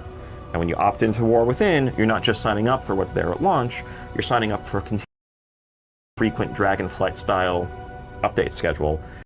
The goal is to ensure that we're telling the story without meaningful pauses or lulls, but also at the same time not rushing through it and giving each, whether it's a narrative beat or a raid tier or whatever, the time that it needs to breathe and for players to really enjoy it at their own pace, with the next thing on the horizon. Yeah, and like Ian mentioned, there's 3 more updates coming in Dragonflight. One of those things will be a season 4, like we saw with Shadowlands. And اوکی، داره واضحاً میگه که سیزن 4 توی دراگون فلایت قرار بیاد. that's an opportunity for us to do some fun experimental things as well as to kind of revisit. چیه عصبی اخمات به هم غره خورده. داستان اینه بذار توضیح بدم تازه اومدی. اکسپنشن دواردویتینو قراره $80 بدیم بخریم و قراره کلا شاید 1 سال طول بکشه. یعنی ما قبلا پول میدادیم اکسپنشن میخریدیم 2 سال بازی میکردیم، الان پول میدیم اکسپنشن میخریم 1 سال بازی میکنیم، بعد 1 سال دوباره بعد اکسپنشن بعدی رو بخریم. خب و یه جورایی زرنگ بازی بیلیزارده. مثلا تو دراگون فلایت بچه‌ها دیدید که ما مپ جدید داشتیم، 2 تا داشتیم 2 بار و خط داستانی جدید داشتیم هر سیزن. خب اینا اومدن یه سیزن رو حذف کردن، به جاش یه اکسپنشن آوردن. شما فرض کن الان سیزن 3 دراگون فلایت تو قرار بود دوباره پول بدی بخری، یه 5 تا مکس لول هم ارتقا پیدا می‌کرد. یه همچین حالتی قرار اتفاق بیفته. حالا نمیدونم خوبه یا بد، از این نظر که قرار پول بیشتری پرداخت کنیم. ما هر 2 سال یه اکسپنشن می‌خریدیم، الان هر 1 سال قراره یه اکسپنشن بخریم، مثل چیزی که خود دیولپرها دارن میگن. پس پول بیشتری قراره پرداخت کنیم. تمام داشلی خدای شایی ممکنه شدی چورتین که آره حاجی موام امروز نرفتم دوش بگیرم، موام خیلی خرابه. سلام خیلی خوش اومدی 52 داداش ماچ بکله. some of what we saw in season 4 of Shadowlands. But there's also some like kind of awesome surprises coming in there that the team has really been looking at ways to like provide really unique experiences. دیگه سیزن 4 دراگون فلایت فقط یک فیتد خالی نیست، سری سورپرایز هم توش داریم. هر سورپرایزی هم داشته باشه دیگه کسی تخمش هم نیست. سیزن 4 دراگون فلایت، سیزن 3 دراگون فلایت کسی تخمش نیست، چه برسه به سیزن 4 داداش. To the players and really make sure that Dragonflight is fresh and exciting all the way through as we move into the war within. Our next question from many players around the world, and including myself. Will druids have dynamic flight in all of their flight forms, or some, or will there be a new flight form specifically for dynamic flying for druids? Can confirm that druids will have dynamic flight in their flight forms. That's how flying is going to work going forward. Our next سوال بعدی، آیا دروید فلاینگ دراگون رایدینگ بهش به خودش میگیره یا نه؟ یعنی با حالت فلای فرم دروید میتونیم دراگون رایدینگ کنیم؟ و جوابی که دادن اینه بله، در آینده شما با دروید میتونید دراگون رایدینگ کنید. چیزی که تو ذهن من میاد 10 تا درویدی که چسبیدن به هم و حالت مولتی باکس دارن دراگون رایدینگ میکنن و هربو ماین میکنن. چیز وحشتناکیه بچا. گرچه خیلی حال میده با حالت فلایت فرم دروید دراگون رایدینگ کنی، ولی خیلی وحشتناکه واسه مولتی باکس. سوال بعدی، why is static flying not available until level 80؟ چرا فلاینگ معمولی قبل لول 80 قابل دسترس نیست؟ اوکی، این سوال خیلی خوبیه بچه‌ها. دراگون رایدینگ از همون اول اکسپنشن بعدی بازه، ولی حالا اون فلاینگ معمولی تا لول 80 نشی باز نمیشه. دقیقاً مثل دراگون فلایت که الان فلاینگ معمولی دهنت سرویس میشه بری بگیریش. دراگون فلایت از همون روز دراگون فلاینگ از همون روز اول بازه. چرا خب؟ question is, Water Mist from the Warcraft Community Council. Why is static flying not available until level 80 while dynamic flying is immediately available off the bat? May we hear your reasoning for this, please? Yeah, I can take that one. You know, we actually discussed this quite a bit as we were moving into Dragonflight. من گیمو دو ماهی شروع کردم، لول مکس کردم، ولی واقعا گیجم واسه درآمد، نمیدونم چی کار کنم. حداقل نفر بود با هم میومد گیم هرچی در میبرم داشت چیزی در نمیاد که نصفش هم بخوای بدی به یکی دیگه. هیرو چی؟ الان فارمای جدیدی که اومده رو برو انجام بده دیگه. اگه میتونی اسکینینگ بگیر برو فارم اسکینینگ جدید انجام بده. دیروز ویدیوشو گذاشتم اون جوابه. آجی اینجا پیشنهادات مایکروسافته، میخوان اینطوری فروش ببرن بالا، اگه نشه میذارنش تو گیم پس. دقیقاً هانی خورسند. سیاست جدید مایکروسافت هستن، میخواد پول بکشه. به جای اینکه ببین اومدن چیکار کردن، زرنگ بازی در آوردن. واقعاً زرنگ بازیه. اکسپنشن میدادن، خب اون اکسپنشن 2 ساله مجبور بودن که هر سیزن یه خط داستان جدید تقریبا ارائه بدن، رید جدید ارائه بدن، نمیدونم دانجن جدید ارائه بدن، زون جدید ارائه بدن و عرضم به حضور شما که کلا کانتنت جدید باید ارائه میدادن هر سیزن. مثل الان سیزن 3 که اومده، با اینکه من ازش راضی نیستم چون متریال جدید نیومده، رید جدید اومده، مپ جدید اومده، دانجنای جدید اومده، آیتم لول جدید اومده، کانتنت جدید اومده. خب حالا فرض کن به همه اینا یه 5 تا لول هم اضافه کنی، 5 تا مکس لول هم اضافه کنی و بکنیش یه اکسپنشن جداگونه بفروشیش. میخوانی همچین کاری کنن، یعنی به جای اینکه هر 2 سال ما یه اکسپنشن داشته باشیم، هر سال یه اکسپنشن داشته باشیم و هر سیزن رو یه اسم اکسپنشن روش بذارن به جای سیزن و بفروشنش. دارن این کارو میکنن بچه‌ها. دارن این کارو میکنن. این بلایی که داره سر ما میاد و همه خوشحالیم میگیم او اکسپنشن سگانه. اکسپنشن سگانه چی؟ اکسپنشن سگانه فرو رفته تومون. به جای اینکه تو 6 سال پول 3 تا اکسپنشن رو بدیم، تو 3 سال بعد پول 3 تا اکسپنشن رو بدیم. تو توییچ هستم، زاک اسپارو، لینکش هم همین پایین تو دیسکریپشن هست. ماچ بکلت. همین الان تو توییچ لایویم. بازی خیلی پیچیده است. باید ببین حدوداً 1 ماهی بازی کنی پشت سر هم تا بازی دستت بیاد. But something about dragon riding, it just makes the question experience a lot more engaging and exciting, and you know, it really changes the way you engage with the, you know, until you've really mastered it to it, where you know, with static flight you can kind of like pop up, idle, look around, exactly pinpoint the quest mob, boop, land right on top of it, versus there's a lot more like, you know, active gameplay with dragon riding, aka dynamic flight. I have to train my brain now. Yeah, me too.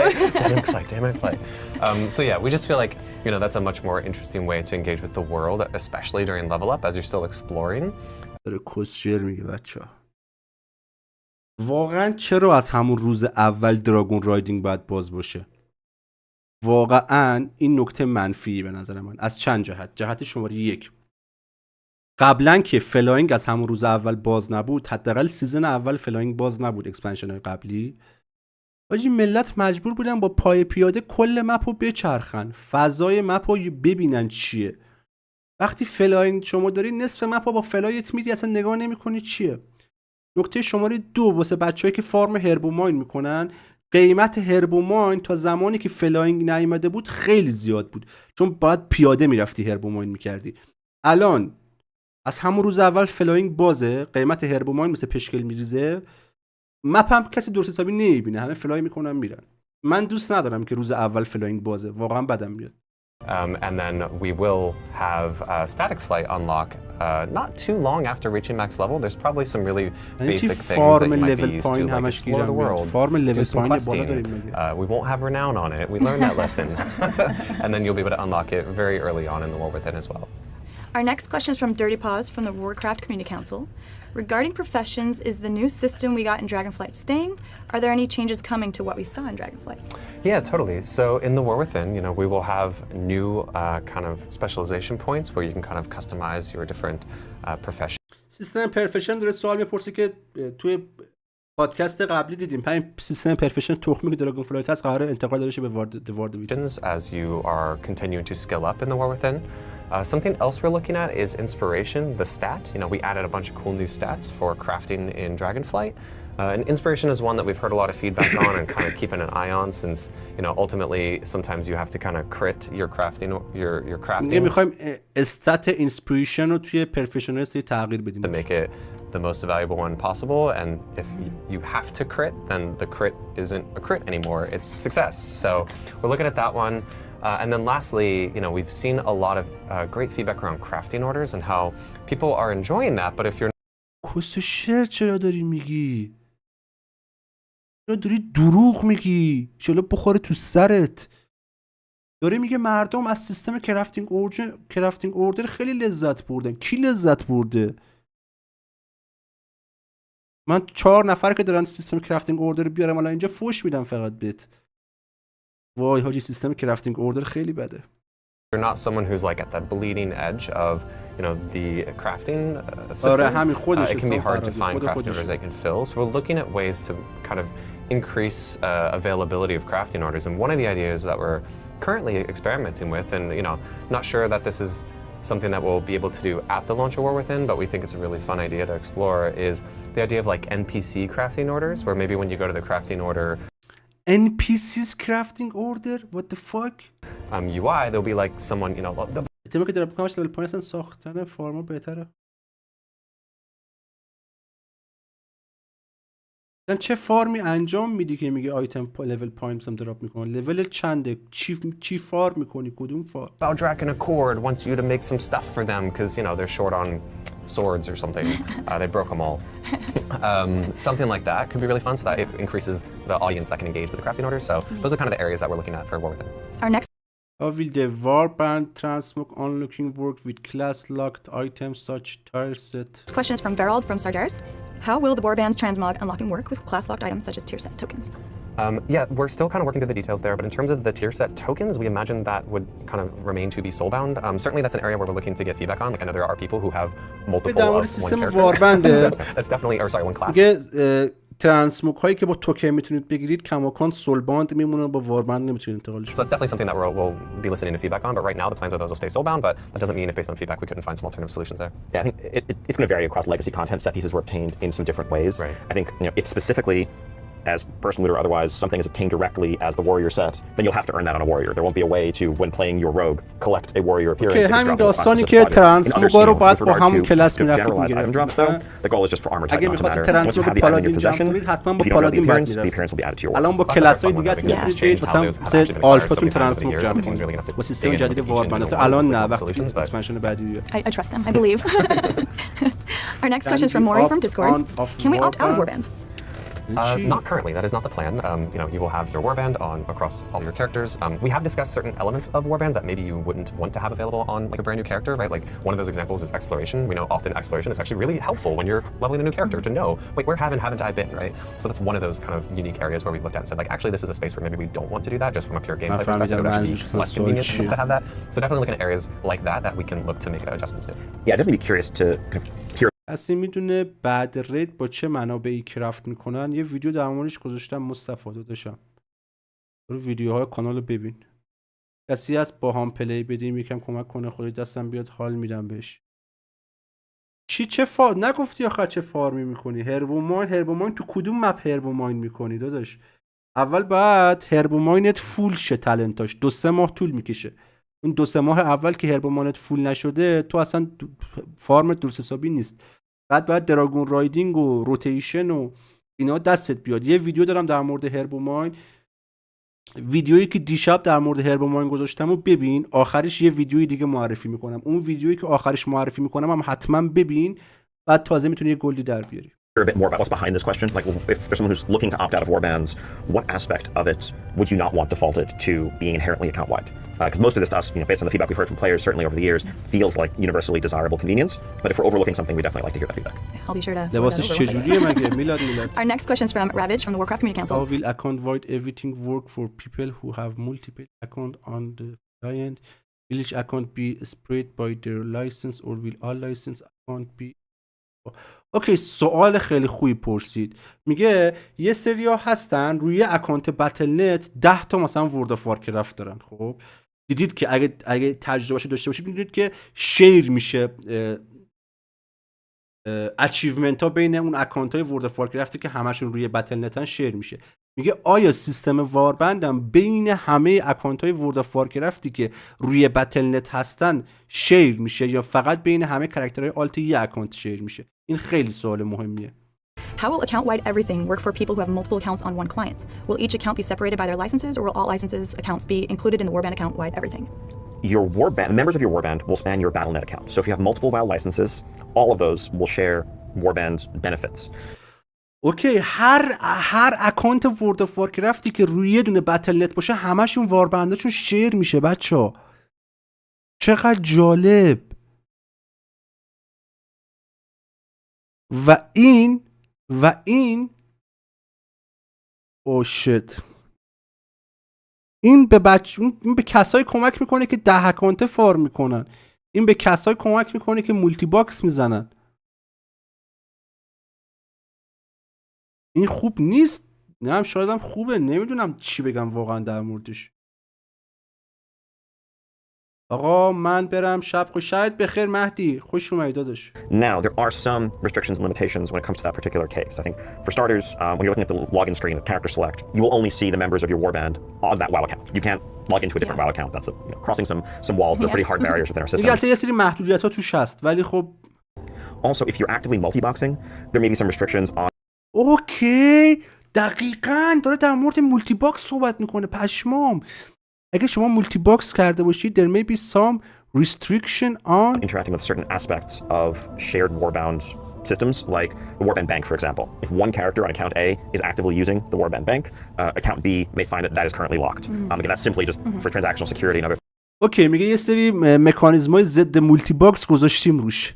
امیدوارم مکانیزم‌های خوبی باشه. Things along those lines. But if you're just looking to play, یعنی کسایی که مولتی باکس می‌زنن پاره می‌کنن با سیستم واربند. make progress toward achievements, earn renown, share transmog, all of those things. Doesn't matter whether you're on one WoW account or multiple, as long as they're on the same VNet. Yeah, there's definitely some solutions that we've discussed. Like for those of you that have been on multiple characters, how only one of them can make progress on your pet battles, because that's a kind of account-wide progress. There'll be similar solutions like that we'll see for a couple different systems where it's like, okay, this one logged in first, you're the one that kind of has tap to earn certain progress across your account. All right, our next question is from Severex from the Guild Unleashed. How will account-wide rep work with the opposing factions, such as Frenzy Heart Tribe versus Oracles and Aldor versus the Scryers? So for this one, was trying. میگه چجوری سیستم رپوتیشن تو این واربند کار میکنه. خب میدونید بچه‌ها مثلا فکشنای مثلا یه هیرو داری هورده با یه فکشنی فرندلیه، یه هیرو داری الاینس با یه فکشنی هیتده. خب اینا اگه قرار باشه رپوتیشنشون با هم دیگه جمع زده چی میشه؟ سوال خوبی پرسید. الان من میخوام به رفیقم برم فارم ولی رو مپ مارک نیستن برم. مشکل چیه؟ وارمود هم آن و آف میکنم بازم نمیشه. مگه میشه؟ مگه میشه یه حرفی میزنه این چی تو مپ مارک نیستن؟ من نمیدونم مشکلی چیه داداش. توی گروه وقتی با هم باشی تو مپ نشونشون میده دیگه. شاید جای اشتباهی داری دنبالشون میگردی. Trying to be very clear on the what's next panel. The current plan is that our war within renown and reputations will be shared across the entire account. When it comes to more of those legacy ones, we're still kind of looking into what it'll take to achieve that. But even in that world, there are certain reputations like that are really tied to the fantasy of an individual character, right? Like, oh, this character made a choice. So it's very likely we would keep those one tied to the characters. But then there's also the element of what were the rewards that I got from those choices, and those are the areas we want to make sure that that's shared across your account. So روی این نکات خیلی تحقیق کردیم، داریم یه چیز بالانس میدیم بیرون. یه سری استثناءها وجود داره، دقیقاً چیزی که شما گفتید شامل استثناءها ما میشه. it's more just the fantasy of that reputation with that character. حاضر میخوام وو بخرم، دراگون بخرم یا سگانه 1 سال دیگه میاد داداشم. ببین اگه هیرویکش برات میصرفه که هم سگانه توش داره هم دراگون، اگه نسخه هیرویک سگانه رو بخری هم دراگون بهت میده هم سگانه که نیست، بخش فقط یک گان اولشه داداش، دوگان دیگه شو دوباره بخری. Where what you might have gotten from it, we would still want to be able to share across your whole warband. Yeah, as Morgan said, I think for sure War Within reps will work this way. We hope and aim. بعد دراگون فلاگ فعلا وضعیت فارم خوبی نداره، من گفته باشم واسه کسایی که توش هستن شاید بد نباشه، ولی کسی که تازه میخواد بیاد توش شاید خیلی نتونه فارم خوبی بکنه. Aim to make Dragonflight reps also kind of retroactively warband level because those feel current and relevant for new players leveling up in War Within. Dragonflight's going to be a level up experience, but for the dozens and dozens of other reps, it's something we want to do. The answer, to just be clear, it's not a this will never work on the warband level. It's just there's a lot of kind of data archaeology and making sure that we're converting and fixing up things appropriately that needs to be undertaken. We want to make sure we're not losing any data along the way. That's something we want to do, but it will take time. All right, our next question is from Varlens from France. How many characters can we fit into a warband, and are we limited to one warband per account? I believe it is. میگه توی سیستم واربند چند تا کاراکتر میتونیم اضافه کنیم؟ آیا لیمیتی داره یا نه؟ characters per WoW account, but like we said, you can have 60 as a Dragonflight. Oh, 60 Yeah, as a used to be Dragonflight. 50. یادش نبود میگفت من تا جایی که اگه اشتباه نکنم 50 تا کاراکتر تو هر اکانت باید داشته باشیم، ولی یادش رفت که تو دراگون فلاگ 60 تا کاراکتر میتونیم داشته باشیم. We raised the پس کپ واربند همون 60 تا کاراکتره، حتی اگه تعداد اکانت‌های وردت بیشتر باشه بیشتر از 60 تا توی واربند جا نمیگیره. because of those amazing hardcore alcoholics out there who had 50 characters and then we're like, here is a Evoker. Delete one of your characters. Okay, let's raise that. So Yeah. 60 per WoW account, but like you said, you can have multiple accounts in your warband, but only one will share the character select screen. So lots. That is a lot. That is so much. Nice. 60 تا کاراکتر تو سیستم واربند میتونی شیر کنی، خیلیه واقعا. Our next question is from the Cat's Meow from the Guild. اوکی، ویل میتیک پلاس پورتال بی اکانت باند؟ خیلی این سوال بالیه. من دیدید یه میتیکی رو دانجن 20 شو میذارید پورتالشو بهتون میده که آیا پورتالش شیر میشه بین بقیه؟ Garbage. Will Mythic Plus portals be account bound? Yes, so as of about 12 hours ago, I was talking to the team and felt like yes, in War Within, your portals can be account bound. All right. Our next question is اکانت باند میشه پورتالا. from Roland from France. Can customize the background of the warband. بچه‌ها دیدید که واربند یه همچین چیزی داره توی قسمت سلکت کاراکتر. میگه آیا این قسمت واربند رو میتونیم کاستومایز کنیم تو همون قسمت سلکت کاراکترمون؟ Can we customize the background of the warband menu? خیلی باحال میشه که کاستومایز. So this is a request we've heard from a few folks since rolling out that look at the new character select screen. We're gonna have one cool backdrop at launch in War Within. Definitely feedback there is heard loud and clear. We're looking into, I think adding that functionality and customization down the line. میگه اول که اکسپنشن میاد کلا یه بک‌گراند بیشتر نداره، ولی ما تو فکرمون هست که بک‌گراند و کاستومایزیشن بیشتری اضافه کنیم واسه بچه‌هایی که میخوان دیگه به هر حال اون حالا بک‌گراند واربندشون رو کاستومایز That's not going to be کنیم. something we can do right چیز at launch. جالبیه. But I think as we've said a couple times, we really see warbands as a foundation to build upon. And so, yeah, like the idea that as you reach a certain warband renown level with a certain group, if you could have their settlement, if you like their vibe, you like their general architecture, if you could unlock using their settlement as your background character select screen, that's the kind of thing we'd love to chase in the future, but not at War Within launch. Okay. Our next question is from Alistair from Germany. Since you're also revamping the banks through the warband feature, are there also plans to revise or expand the general bags bank storage system? Will we finally be able to replace the standard bag? No plans currently to look at a broader kind of revamp there. Ultimately, often when we hear this feedback, we'll بچه‌ها میدونید که اگه یک آیتمی رو طبق گفته خودشون اگه یه آیتمی توی واربندتون باشه میتونید مستقیما ازش استفاده کنید واسه کرافت. یعنی تو بگتون نیست، تو بانک واربندتونه، ولی همون لحظه کرافتش میکنید، میگیریدش باش کرافت میکنید، یه آیتم جدید میسازید. ازشون سوال پرسیدن که آیا کلا میتونید مثلا به عنوان بگ ازش استفاده کنیم یا نه. look to try to really look at more tactical solutions, right? Like I think Guardians of the Dream is a great example where we heard a lot of feedback around people's bag space, and the item upgrade system was something that we looked at to kind of help resolve some of the problems there. So, in Guardians of the Dream, those will move your crests and stuff will move into your currency tab. Another one that we talked a lot about was, I mentioned you might need some keys to open some chests and delves, and right from the onset, we're like, okay, please don't make me have a ton of keys in my bag for this. So the team has already talked about having, those keys kind of live in the Delves UI so that you don't have to carry those. داره میگه یه سری محدودیت ها هست، اینطوری نیست که شما همه آیتمایی که تو بگتون باید باشه رو بریزید تو واربندتون و هر موقع که بخواید بتونید استفاده کنید، ولی آیتمایی که واقعا جای بگتون رو الکی میگیرن و میتونید تو واربندتون بذارید و هر وقت خواستید استفاده کنید. مثلا به جای اینکه یه آیتمی تو بگتون باشه تو بانک واربندتونه، ولی هر موقع بخواید میتونید ازش استفاده کنید. That's nice. Around your ولی bag. یه سری So محدودیت definitely ها looking داره. at tactical ways to fix that. And, همه آیتما نمیشه. anytime that people do feel like, there's so much stuff in my bags, that's really great feedback for us to say like, okay, but how are we creating this problem for you? And really looking at that from that perspective versus saying, okay, let's just make your bags bigger and bigger, when in reality, it might be problems that we're creating that we should be solving in different ways. I will also add, though, that I think the way the OG character bank works is something we want to improve. Our focus right now is just on warband storage. But yeah, I agree that it feels archaic to have to buy a whole set of bags and individually put them in your bank slots when we have examples from the guild bank, the warband bank, of just a more streamlined. دیگه مثل گیلد بانک و بانک معمولی که دارید به واربند، بانک واربند هم اجازه میدیم که بگ اضافه کنید. Tab system, but focuses on warbands right now. You don't like the bag progression in your game? I mean, I know tailors love it, but it's maybe not the most elegant way. Our next question is from a lot of players all around the world. Is there something more you can do about bag bloat? The warband bank sounds like a step in the right direction, but we're still piling up valuable items faster than our bags are growing. Pretty much what Morgan just said to that. It's something that we've heard probably more than ever over the course of Dragonflight, when we've really doubled down on more varied world content in particular, which tends to have localized little systems and ecosystems, and you're gathering fragments as part of one event, or you're getting something else tied to a vendor as part of another, that can very quickly become overwhelming. We've been actively surveying, looking at what items are most commonly in players' bags and trying to use that to guide our development philosophy going forward. The answer, as Morgan said on the last question, isn't more bag space. At some point, if you have 120 things already, that is an overwhelming amount of stuff.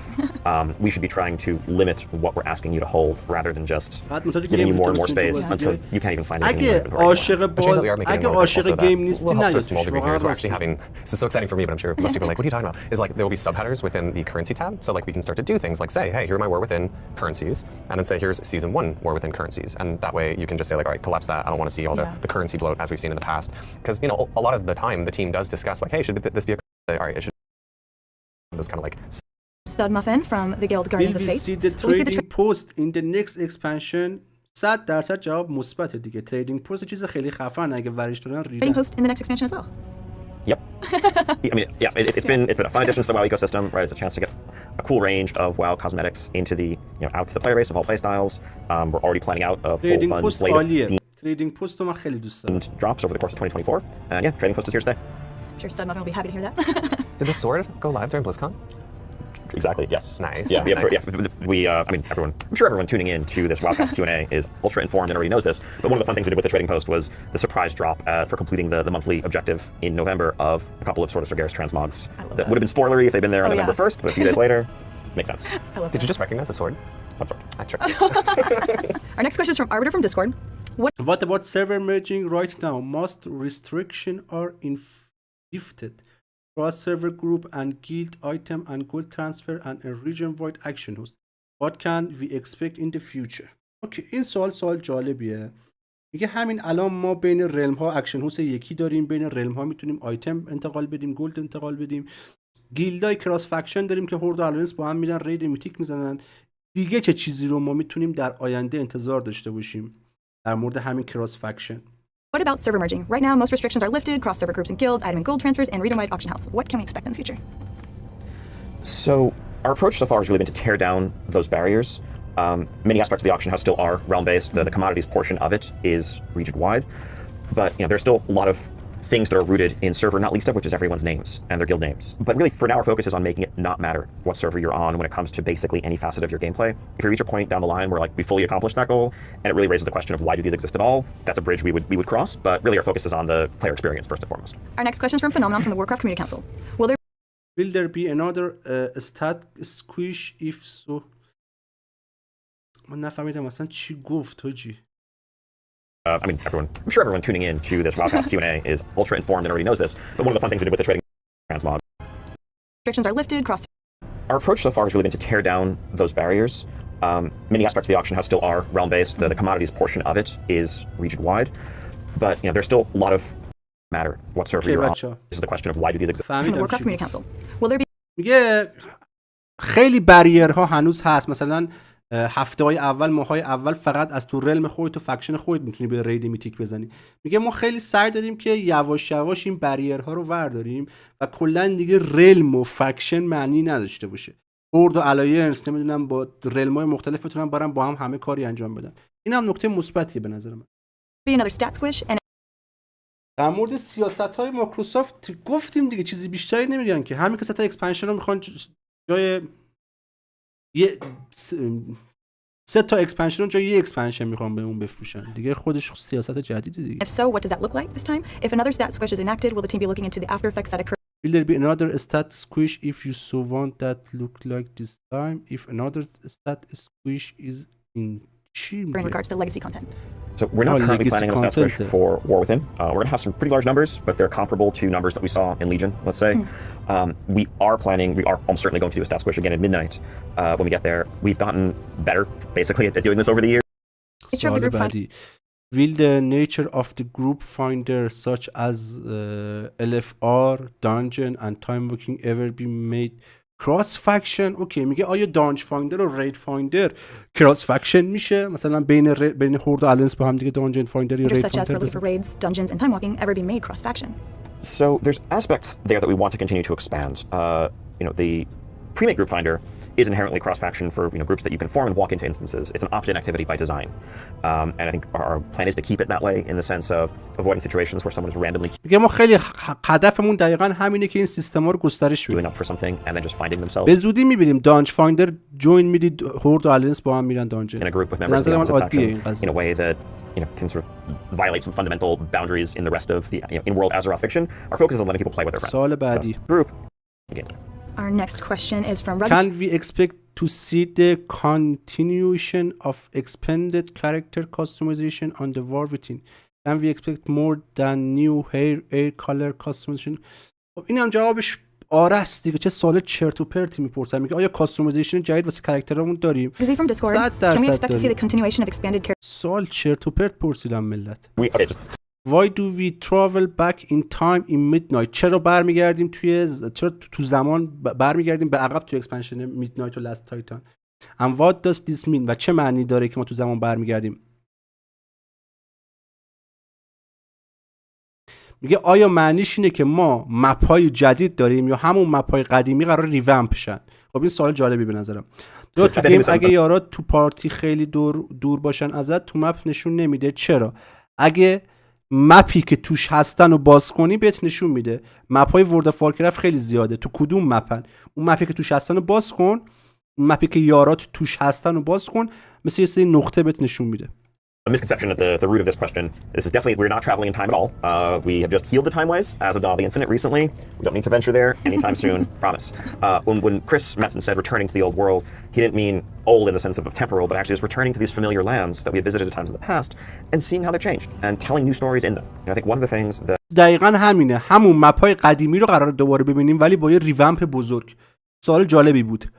قرار برگردیم به مپ‌های قدیمی ولی با ریومپ. و به عنوان یه اکسپنشن قرار بهمون بفروشنش. is really essential for us when it comes to future World of Warcraft storytelling and that we want to make sure we're able to do is keep these iconic spaces vibrant and relevant. A world where it's, where, okay, we've been to Northrend and we told the story of the Lich King there 15 years ago, therefore we can't use it anymore, is not a world that really best serves the Warcraft franchise.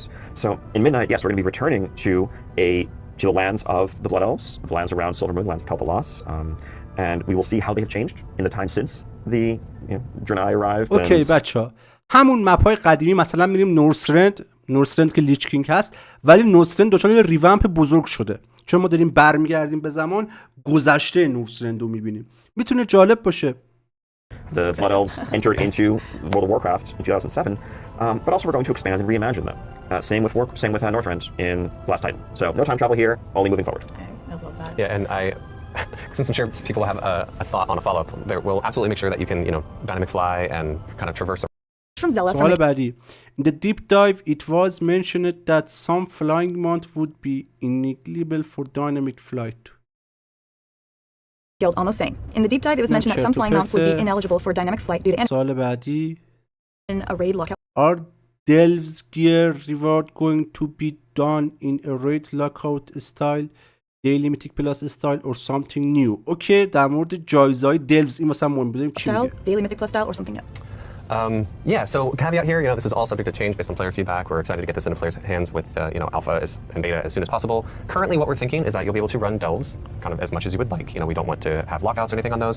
But as I mentioned, there will be these keys that you can kind of collect, both rare and epic keys. An epic key would probably be something that is, like given from the Aiding the Accord style quest, like on a weekly cadence, where the rare keys you can earn from doing activities in the outdoor world, and those are a bit more repeatable. And the gear would most likely be coming from those big, locked chests. But you would میگه یه سری کلید داره این دلوزا، کلید ریر و اپیک. خب اگه کلید ریر داشته باشی آیتم ری برات دراپ میشه. اگه کلید اپیک داشته باشی آیتم اپیک برات دراپ میشه از این دلوزها و خب جمع کردن این کلیدها هم یه محدودیتی داره. You'd still be able to earn things like reputation, faction, a lot of other stuff from running a delve, as well as just if you want to kind of like see how high you can push in your progression, you'll be able to do that whenever you feel like it. You won't need keys to get in there. So that's the current plan with delves in terms of the rewards and the itemization of how that will flow. And of course, you'll be able to get gear from the Great Vault from the delves. Yeah. And the current plan there is that you'll be able to kind of fill that outdoor row bar from doing any number of those outdoor activities. But the like kind of we call it high water mark, right? How high of the eye level you're going to see from the delve or from the outdoor row would be from how challenging of a delve you might have done for the week. میگه هر چقدر که دلوزایی که میزنید سخت‌تر میشن آیتم لول بهتری هم براتون دراپ میکنه. وقتی تو سیستم گریت والت هست یعنی آیتم لول خیلی خفنی قرار برام دراپ کنه. Do the hero aspect trees means we will get some of the old play style back. میگه تالنت های جدید آیا باعث میشه که پلی استایل های قدیمی بهمون برگرده؟ All right, our next question from Akacha from Alex Straw's server. Do the hero spec trees mean we will get some of the old playstyles back, such as dual-wield survival hunter or two-hand enhancement shaman? This is a fun question.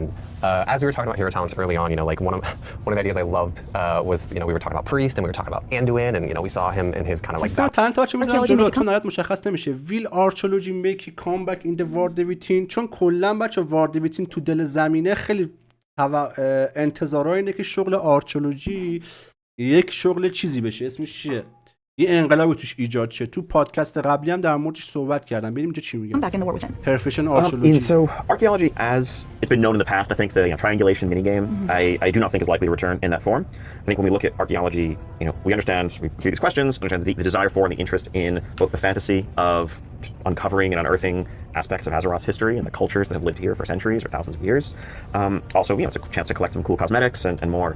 So I think we're looking for different vehicles and different outlets for. اوکی میگه ویکلز های جدید میتونید مثلا ماشین، موتور اینجور چیزا باش بسازید مثل این. That gameplay for those rewards. It's not hard to imagine, Delve scratching a little bit of that itch as we're journeying with Bran into some of these vaulted locations throughout Castlegar that we might. مثل اینکه شغل آرچولوژی با دلوز ها هماهنگی دارن. In addition to loot and other things, be piecing together some pieces of a larger narrative. در کل اکسپنشن بعدی مثل اینکه یک اتفاق خاصی واسه شغل آرچولوژی قراره بیفته دیگه. کامل توضیح نمیده. Relics of the past, and something that the team doesn't want to let go of, entirely. But the feedback we heard by and large about the triangulation minigame was that it was frankly more tedious than fun, and that was, I think, the majority opinion. I know that there's a minority who loved it, but I think we in this case are listening to and are guided by the feedback that we're hearing in aggregate. There actually will. From the Worm Risk Record server. Going into the war within, are there measures in place to ensure accuracy with previous storyline? اینم واسه مهم نیست. سوال بعدی چیه؟ Any chance on porting the multi-stage casting mechanic from Evoker to other classes? I'd love to see. اینم به نظر من مهم نیست. اوکی میریم واسه کلاسیک بچه‌ها. ریتیل دیگه بسته. بریم کلاسیک. فاک ریتیل. Let's go کلاسیک. Let's go کلاسیک.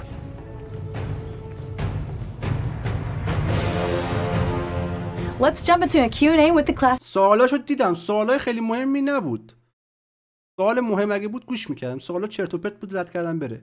اسمش نرژال. گذشته نورسن خوب همون لیچ کینگ اولی میشه دیگه. شاید قبل لیچ کینگ اول. نمیدونیم منظورشون. Classic team, please introduce yourselves. Hi, I am Ana Resendes, one of the 2 lead software engineers in the World Warcraft Classic team. این حاجی تو بیشتر پادکست‌های کلاسیک زنه رو دیدیم. Hi, I'm Clay Stone, Associate Production Director on the WoW Classic team. And I'm Tim این از همشون بالتره به نظر من حاجی. این ریش سیبوله بالتر از همه. Jones. I'm the assistant lead game designer. I love you, Tim Jones. I love you. Thank you for joining. Let's go straight into the حاجی این questions. زنه همیشه لباسای عجیب غریب میپوشه. این چیه پوشیدی بابا؟ تو روستاهای ایران هم اینجوری لباس Now, میپوشن. our first question is from many players all around the world. Why didn't you announce Wrath Era Realms? چرا رلم های Wrath of Lich King رو قرار کلا شاتدان کنید؟ چرا قرار نیست مثل کلاسیک ارا نگهشون دارید؟ Didn't you announce Wrath Era Realms? You know, we in the classic team. چون که Wrath of Lich King ریده و خودشون هم میدونن که نگه داشتن رلماش فایده نداره. It's the moment where we're having the most offerings we have ever had in the past. You know, we get to have. میگه در حال حاضر ما بیشترین آفرینگ رو داریم، بیشترین حالا نسخه رو داریم ارائه میدیم نسبت به قبل. The new season coming up, hardcore. You can also go to the classic era. سیزن آف دیسکاوری داره میاد، هاردکور هست، کلاسیک ارام هست. Servers, Grad of the Lich King, and then Grad of the Lich King is gonna be moving into Cataclysm. میگه کاتا کلاسیک هم قرار بیاد، پس ما اگه میخواستیم لیچ کینگ هم همینجوری به حال خودش نگه داریم دیگه خیلی زیاد میشد. همینجوری 5 تا نسخه مختلف کلاسیکه. لیچ کینگ هم میمون میشد 6 تا. راست میگه واقعا. So when thinking about all these offerings that the classic team has at the moment, we were very conscious about not wanting to further fragment the population and where people want to join into this journey. So we currently don't have plans to do so. That said, on the technical side, when we implemented Burning Crusade and Wrath of the Lich King, we were like super focused to make sure that whenever we want to bring those experiences again, it's going to be not such a hard time as it was in the first time. Like we implemented it with in mind that it's going to come back at some point. Our next question is from Macaulay from the EU server of Ravencrest. Can you please share more specifically what is your current idea on the increased leveling speed from 1 to 80? میگه خب کاتا کلاسیک که میخواد بیاد، خیلیات از کاتا میخوان شروع کنن. آیا لول 1 تا 80 برنامه دارید که سریعتر لول اپ کنن؟ Yeah, so, you know, whenever we bring an expansion like Burning Crusade or Wrath Classic and now Cataclysm Classic, we feel like we have a really good opportunity to sort of reframe that expansion, and that's sort of where the genesis for a lot of our hashtags some changes come from. And when we think about the leveling speed, when we think about Cataclysm specifically, there's a renewed focus on Eastern Kingdoms and Kalimdor and that level 1 to 60 journey. That the level 60 to 80 journey being spent in Outland and in Northrend kind of doesn't feel like it's a part of. So what I would expect is for that level 1 to 60 journey with its hundreds of new quests, we expect a lot of players to be there, either brand new players or returning players. And we might not make as many adjustments to that 1 to 60 portion, although I will say we've been incredibly pleased with how well Joyous Journeys has been received. باف جورنیز میدیم که 50% باف ایکس پی سریعتر بتونید لول اپ کنید. Every time that we've been able to bring it back for Wrath, it's actually live right now in Wrath Classic. So I would expect to see that from time to time for that level 1 to 60 journey. But the focus, I think, of our leveling changes there are really going to be focused on that Outland and Northrend experience before players return from Northrend at level 80 to complete their level 80 to 85 journey in the main two continents. میگه لول 80 تا 85 مین کانتنته و از قبل لول 1 تا 80 رو کار می‌کنیم سریعتر بتونن لول اپ کنن. Of Azeroth. So I would expect to see just some experience increases there, similar to what you would see with Joyous Journeys. Not to take away from any of the content in those level bands, but certainly to get people a little bit quicker to that 80 to 80. میگه سه چیزا مثل باف جورنی که 50% باف ایکس میداره اضافه می‌کنیم که ملت بتونن سریعتر لول اپ 85 portion once they reach that section. میگه ولی از لول 80 تا 85 که مکس لول باشه خب دیگه همون حالت عادی لول اپ. Our next question is from Tom L on ATH server. What will be done to make guilds more accessible and useful in Kata? Yeah, so this is another one where چیکار می‌خواید بکنید که گیلد ها بیشتر قابل دسترس بشن تو کاتا؟ When we look back at the original Cataclysm, there's two sort of components that we think about guilds from. One, making smaller guilds more viable or on more of an equal playing field as the larger guilds. And then two, reducing some of the toxicity that was kind of introduced back then. If we میخوایم تاکسیک بودن رو کم کنیم. چجوری میخواید تاکسیک بودن؟ look at that one first. بچه‌ها لایکاتون داره میپره ماچ به کلتون لایو لایک کنید بچه‌ها ببینن. حاضر رسیدیم به بخش کلاسیکش. There was a guild perk that existed where for however many members you had within your guild, every time that they would loot gold, the guild would receive a portion or a percentage of that. And so it basically then made it super impactful or important for a lot of guilds just to spam invites and try to get as many members as possible. I think میگه قبلا یه جوری بود که گیلدا باید ممبر زیاد داشتن، مثل اینکه لوت که میکردن به گیلد مثل که پوشن چیز توی این مایا میداد. میگه الان داریم یه جوری سری تغییرات ایجاد میکنیم که گیلدایی که ممبر کمی دارن هم بتونن به پای گیلدایی که ممبر بالا دارن برسن. That's certainly one area that we want to address. And بچه‌ای که کاتا بازی کردن باید بدونن. the other section on the smaller guilds, there are guild experience caps, both daily and weekly, and challenges that players are being tasked with to overcome on a weekly basis. And the larger guilds have a much easier time being able to do that. So I would میگه یه سری کپ ها بود واسه گیلدا، واسه کانتنت هایی که میتونستن انجام بدن. گیلدایی که ممبر بیشتری داشتن کپ کمتری داشتن و ما داریم این کپ ها رو ور میدادیم که گیلدای کوچیک هم بتونن دسترسی زیاد داشته expect that دقیق نمیدونم منظورش چیه. میگم بچه‌ها کسی که کاتا بازی کردن باید بهتر بدونه. as we look at what we کاراکتر تو لیچ کینگ رو باید چیکار کنیم؟ هیچی. کاراکتر تو لیچ کینگت انتقال داده میشه به کاتا کلاسیک. ماچ بکلت همین که الان داریم در موردش صحبت میکنن کاتا کلاسیکه. can do there, I would expect that some of those challenges or experience gains or the ability to reach those experience caps may be adjusted so that smaller guilds can participate in that and unlock some of the perks on a more equal playing field as the larger guilds. بالاخره چه تغییرات ایجاد کردن که کسایی که گیلد کوچیک‌تری دارن هم بتونن با گیلد بزرگ رقابت کنن. Can we expect to see the return of the disenchant bottom when item are being rolled out? All right, our next question is from Awesome on the Paggle server. Can we expect to see the return of the disenchantment button when items are being rolled out? Yeah, short answer, yes. We're planning on doing that on Cataclysm. متوجه نشدم. یعنی همون موقعی که آیتم دراپ میشه یکی میتونه دیسینچنتش کنه. یعنی بین گزینه نید و گرید و پس دیسینچنت هم میاد. یا کلا این سیستم نید و گرید و پس از کاتا کلاسیک حذف میشه. مثلا تو کاتا جی دی کی پی داریم بچه‌ها. اگه کسی میدونه تو چت واسم بنویسه خواهشاً. Well, that's a short answer. Yes. Yes. As simple as that. Our next question is from Lilyberry on Grobula server.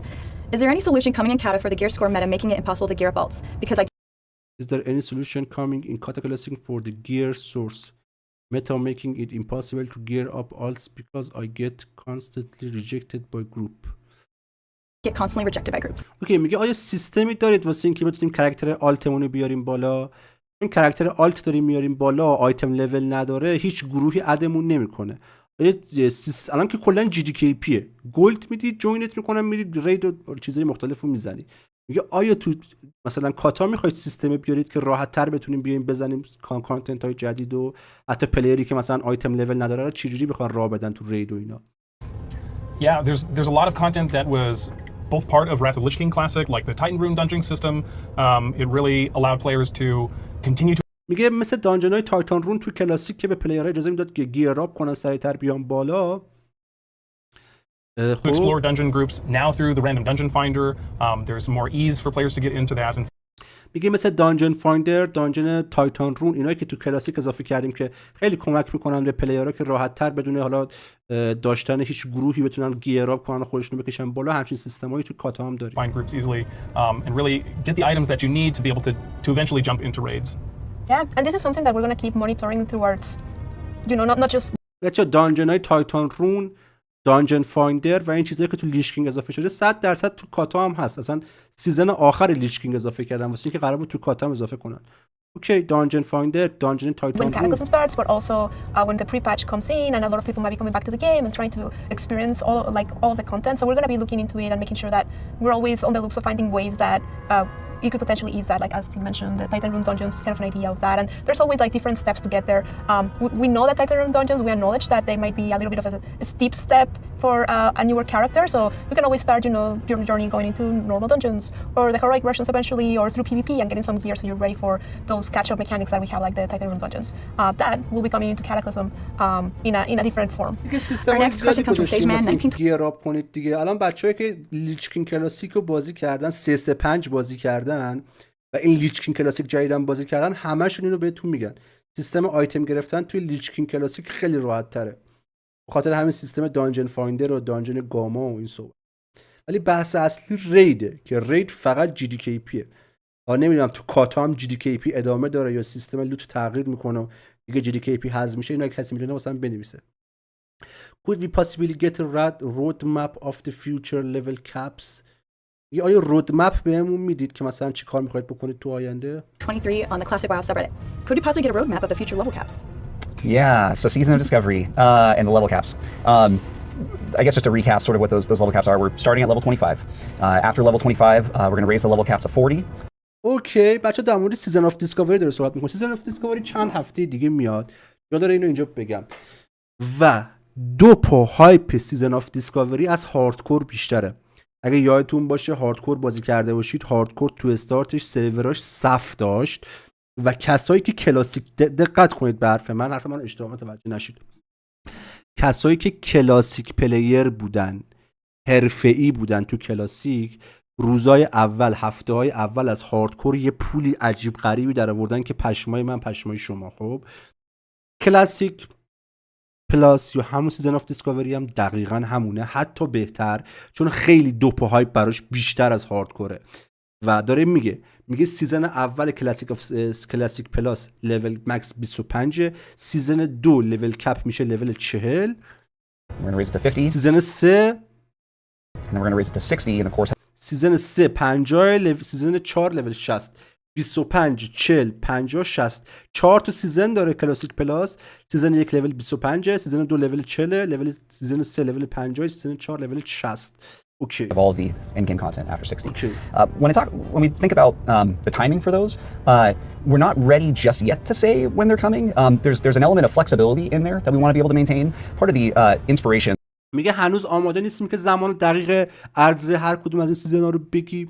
for this was back when the original classic beta was live prior to its launch. میگه ایده اصلیش از اونجا اومد که وقتی که اولین بار کلاسیک اولین نسخه ورد آف وارکرفت ران شد، نسخه بتاش تو لول 25 in 2019, it was so cool to see the new metas that developed and what an end game at level 30 or level 40, I think it was, were the two level caps we used, what that looked like. So when we think about اون موقع لول کپ لول 25 یا 30 بود و ما دیدیم خیلی جالبه که مثلا وقتی که لول کپ لول 25 30 اند گیم چجوری میشه.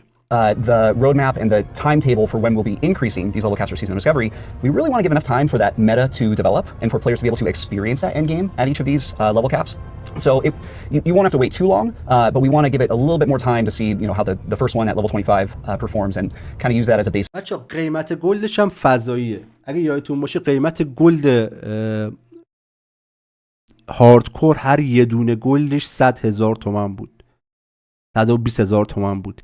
اینجا هم سیزن اولش چون مکس لول 25 باهاتون قول میدم مثلا 100 تا دونه گلدش رو 1 میلیون از شما میخرن. یادم 10 میلیون ازتون بخرن. اگه کلاسیک پلیرید، مخصوصا کلاسیک ونیلا رو خوب بلدید، سیزن آف دیسکاوری کلا چیز جدیده. سیزن آف دیسکاوری رو از دست ندید. خیلی دوپ و هایپ براش زیاده. خیلی چیزی هم نمونده بیاد. به نظر من از لیچ کینگ بهتره. به نظر من از سیزن 3 دراگون فلایت بهتره. به نظر من از هاردکور در حال حاضر بهتره. به نظر من از کلاسیک ونیلا بهتره. به شرط این که بدونید و بلد باشید و حرفه‌ای باشید و اون روزای اولی که صف داره سرورها و ملت همه دارن گلد میخرن بتونی گلد در بیاری و بفروشی و صفا کنی. کسایی که تو هاردکور روزای اول، هفته اول گلد میفروختن، حتی کسایی که الان دارن گلد میفروشن و هیرو فول کردن، پول خیلی زیادی در آوردن بچه‌ها. ولی بحث اینجاست که هر کسی نتونست این کارو بکنه. تعداد افرادی که تونستن پول زیاد در بیارن کم بودن، ولی پول خیلی زیاد تونستن در بیارن. این هم همینطوریه. این هم همینطوریه. Our next question from Asadai on the Chrome Crush server. Will content from previous level caps remain relevant from chapter to Content from previous caps remains relevant from the level. اوکی، میگه آیا مثلا لول کپ که از 25 میشه مثلا 40 کانتنت های لول 25 مثلا اون رید 10 نفره که تو لول 25 بلک فوم دیپسی که تو لول 25 میخواید بذارید کلا دیگه ترش میشه یا بازم اون رید هم با لول کپ ارتقا پیدا میکنه؟ یه همچین سوالیه. chapter as level caps increased? Yeah, absolutely. The beauty of making level up content is that we're adding new things to the outdoor world, and even as phases progress and people jump in that weren't playing in phase 1, or people making alts because they can't wait to see what kind of runes that other classes have to offer, they're going to be leveling through Azeroth again, and the new content, the new rune discoveries that we added to zones all throughout the world, people get to experience that. So that will definitely be relevant content to the level up experience all through. داره میگه 100% همینطوریه. وقتی که لول کپ جدید میاد و رون‌های جدید اضافه میشه، ما خیلی از اون رون‌ها رو توی دانجن‌های قدیمی لول کپ قبلی میذاریم که مردم برگردن دانجن‌های قبلی، ریدهای قدیمی رو بزنن و یکی از هدف ما اینه که لول کپ رو کم کم ببریم بالا که مردم کاراکتر آلت بیارن بالا. لول 1 تا 25 رو راحت میاد دیگه، تو یه هفته کمتر از یه هفته میای. بعدش چیکار میکنی؟ یه کاراکتر آلت میاری بالا، بقیه کاراکترها رو تست کنی. و کلا کانتنت جدیدم که میاد کانتنت های قبلی دد نمیشه، به کانتنت های قبلی هم مثل چیزا اضافه میشه. کلا هدف اینه که توی بچرخیم توی این کانتنت ها. Okay. Throughout the lifespan of Season of Discovery. We also hope that the content like our level up raids, that people feel comfortable incorporating those into their level up journeys. So if you're in phase 2 or beyond and you can get a group together in your mid 20s, then why not run Black Fathom Deeps a couple times? 100% سیزن آف دیسکاوری از روز اولی که لانچ میشه استریم داریم، بیاید حتما. احتمالاً قرعه کشی هم میذارم بچه‌ها. Get a couple great pieces of gear and use that to help level yourself up. Get one of those like new items that اگه کلاسیک پلیر هستید آب دستتونه بذارید زمین، روز اولی که سیزن آف دیسکاوری بیاد توش بکوب فقط سیزن آف دیسکاوری بازی کنید. اگه هم دراگون فلایت دارید بازی میکنید و خبر خاصی برات، مثلا یه سری هستن بوستر خیلی حرفه‌ای ان، یه سری هستن نمیدونم 30 تا 40 تا هیروی آماده دارن، پرفشنالشون آماده است. تو دراگون فلایت همین الان دارن پول خوبی در میارن، با اونا کاری ندارم. یکی هست میاد تو دراگون فلایت دیگه واقعا خبری براش نیست، پاشه بیاد سیزن آف دیسکاوری به خدا سود میکنه. البته باید بازی رو هم خورده بلد باشه، نه که هیچی بلد نباشی پاشی بیای. Yes. Yeah. All right, our next question is from Malz. مگه میشه 100 گلد در آورد چرا نشه؟ مکس لول 25 100 تا دونه گلد چرا نشه در آورد؟ من هیروم لول 25 سی بود، چقدر گلد داشتم؟ نزدیک 200 تا گلد داشتم تو هاردکور تازه. With the guild Jolly Roger. به همون نسبت که گلد در آوردن سخت داره، به همون نسبت هم گرونتره دیگه. MAHO وقتی هیچ کی نمیتونه گلد در بیاره قیمت گلد میره بالا. اون موقع مثلا 100 تا دونه گلد تو لول 25 حکم مثلا 3-4 هزار تا گلد داره تو لول مکس. They ask, is it reasonable to assume that classic raids will eventually come to Season of Discovery as well, such as being able to acquire Atiyesh? Yeah. So yes, absolutely. So many of those raids are so iconic. خیلی از ریدای کلاسیک ونیلا قراره به هم سیزن اف دیسکوری اضافه Absolutely want to include them. I think at this point, thinking about the Season of Discovery twist on everything, it's possible that they could also come with some changes. When we think about that, we think about some of the work that we did on Season of Mastery as kind of being within the realm of adjustments or additions that we might make to them. But on the flip side, we're still discussing it, and we recognize that players' characters that'll be coming to each of these are going to have access to tons of new abilities, and that's kind of going to bring a fresh spin on these raids as they exist without any changes or additions. میگه خب کاراکترها خیلی متفاوتن، لول‌های خیلی زیادی دارن و ما باید ریدها رو متناسب با این کاراکترها بسازیم. So something that we're still in discussion on, but the raids will absolutely. میگه واسه همین نمیتونیم خیلی در مورد اینکه چه ریدهایی بخواد بیاد زیاد صحبت کنیم. Malzar has a second question and they ask, are there any plans to introduce any new legendary اوکی، میگه آیا آیتم لیژندری قرار اضافه شه به بازی مثل اشبرینگر یا فراستمورن؟ آیتم لیژندری قرار داشته باشیم تو سیزن آف دیسکاوری؟ items for Season of Discovery such as the original Ashbringer or Frostmourne? It's a big maybe. I think we're so excited to میگه it's a big maybe، یعنی به احتمال خیلی زیاد آره. explore sort of the unfinished storylines or quests that میگه ما قصدمون اینه که اون استوری لاین هایی که تموم نکرده بودیم رو تموم کنیم، کوست لاین هایی که تموم نکرده بودیم نصف نیمه مونده بود و تموم abruptly کنیم. ended, like what's behind the gates of Timbermaw Hold in Ashara, or why does the quest line for the Shade of Aranicus gem abruptly end in Winterspring? We're super excited to explore continuing those storylines or quests when it's appropriate and when it is respectful of content that was eventually explored in future expansions. اوکی، میگه قصدمون اینه که یه سری از خط داستانیایی که بیخیال شده بودیم ادامه بدیم و احتمالاً در ادامه جایزه مثل چیزام میده. کی میاد؟ 2 هفته یا 3 هفته دیگه. 2 هفته دیگه حدوداً. امی. Our next question comes from Sir Thunder. What are you doing to address gold inflation? اوکی. سوالی بچه‌ها. میخواید با کسایی که گلد میفروشن، گلد خرید و فروش میکنن یا بات میزنن چیکار کنید؟ Pause on the classic WoW subreddit. What are you going to do to address gold inflation, gold buying, and botting? Yeah. So this kind of activity and the impact that it has is incredibly important to us. Not میگه این واکنش ها و ضرری که بهمون میرسونه خیلی برای مهمه. just as developers of the game, but also as players of the game. نه فقط به عنوان دیولپرها بلکه به عنوان پلیرهای گیم. Ourselves. So it's something that the team is incredibly focused on. چیزی که تیممون خیلی روش فوکوس کرده. Almost nonstop.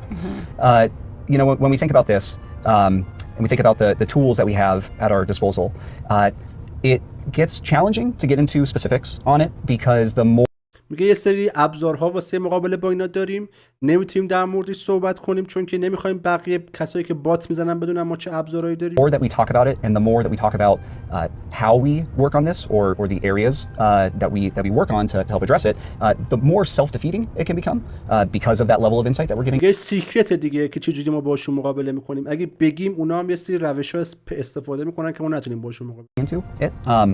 So I would say that I'm sure some players have noticed the occasional instance where an instance might close for a little bit with not very much warning and then may reopen. Those could be areas where some of our team are making some changes due to some activity that we've seen in those spaces. I think یه سری مناطق، یه سری دانجن‌ها، یه سری چیزا رو تغییر میدیم که مثلا شاید مکانیزم ضد فارمشون میخوام بذارن. نمیدونم مثل بلک تمپل بچه‌ها که الان چی شده بگاه رفته. part of the challenge really is that communication problem that we come across. We're trying to find ways to be more communicative about our efforts. One of the things that we started doing several months ago is working with our community team to post the monthly number of accounts that have been actioned to kind of یه کاری که کردیم هر ماه داریم تعداد پیش که مثلا زدن 200,000 تا اکانت رو بند کردن. خب سیستمشون سیستم تخمیه. خیلی از پلیرها رو لالوی بات ها میزنن بند میکنن. give some of that visibility into the work that our team and our partner teams are doing in this area. I think bottom line, we recognize that this is a battle, and we recognize that it's a battle that's not going to stop. But we are up to the challenge. This is one that we are not going to stop fighting. The team is committed to it. Our partner teams are committed to it, and we're going to use all the tools at our disposal and our evolving tactics to continue addressing it. Yeah, I mean, in the technical side of things, we're always looking into different options on how to increase, all of the code and like the systems that we have in place, and like it's always part of like our tasks that we always are looking into. هر دفعه میان همینو میگم. مثلا هاردکور مگه اینو نگفتن؟ آدم گفتن نه ما تو هاردکور نمیذاریم هیچ اتفاقی بیفته، هیچکی حق نداره گلد خرید فروش کنه، اصلا اکشن هوست بسته است، اصلا میل باکس بسته است. روز اول دیدیم هم میل باکس بازه هم اکشن هوست، کسی کاری به کار کسی نداره. That's it guys. اینا هم چرت و پرته. هیچ کاری نمیکنن در مقابله با این جور داستانا. With the modern side of the game. فقط هر ماه میان تعداد اکانت رو بند میکنن که ملت دوباره اکانت بخرن. همین.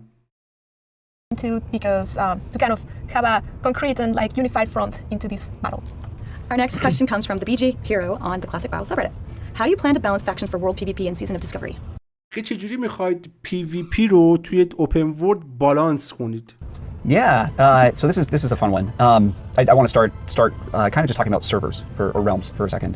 میخوام در مورد سرور و رلم صحبت I don't کنم. think a lot of players realize because we've only talked about it once or twice publicly, but when we were developing hardcore realms, we were actually able to develop quite a bit of technology and new methods to raise the realm caps for the number of concurrent میگه توی هاردکور ما یه کاری کردیم که ظرفیت رلم ها بیشتر بشه. players that we can have connected to a single realm at a time, quite substantially.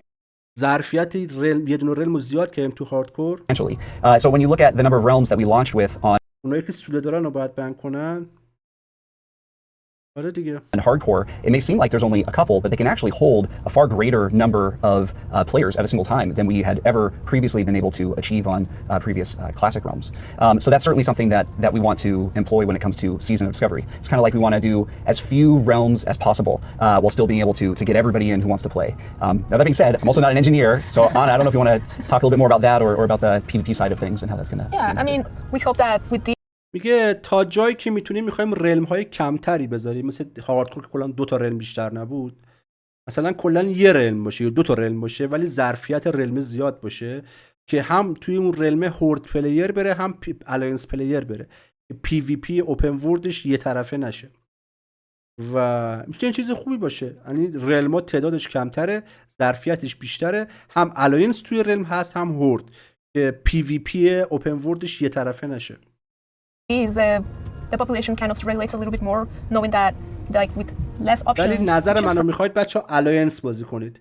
همونطور که تو هاردکور تعداد پلیرهای الاینس بیشتر بود، تو سیزن آف دیسکاوری هم تعداد پلیرهای الاینس بیشتره. نظر من اینه. We have seen these. هر رل میخواستید برید الاینس برید.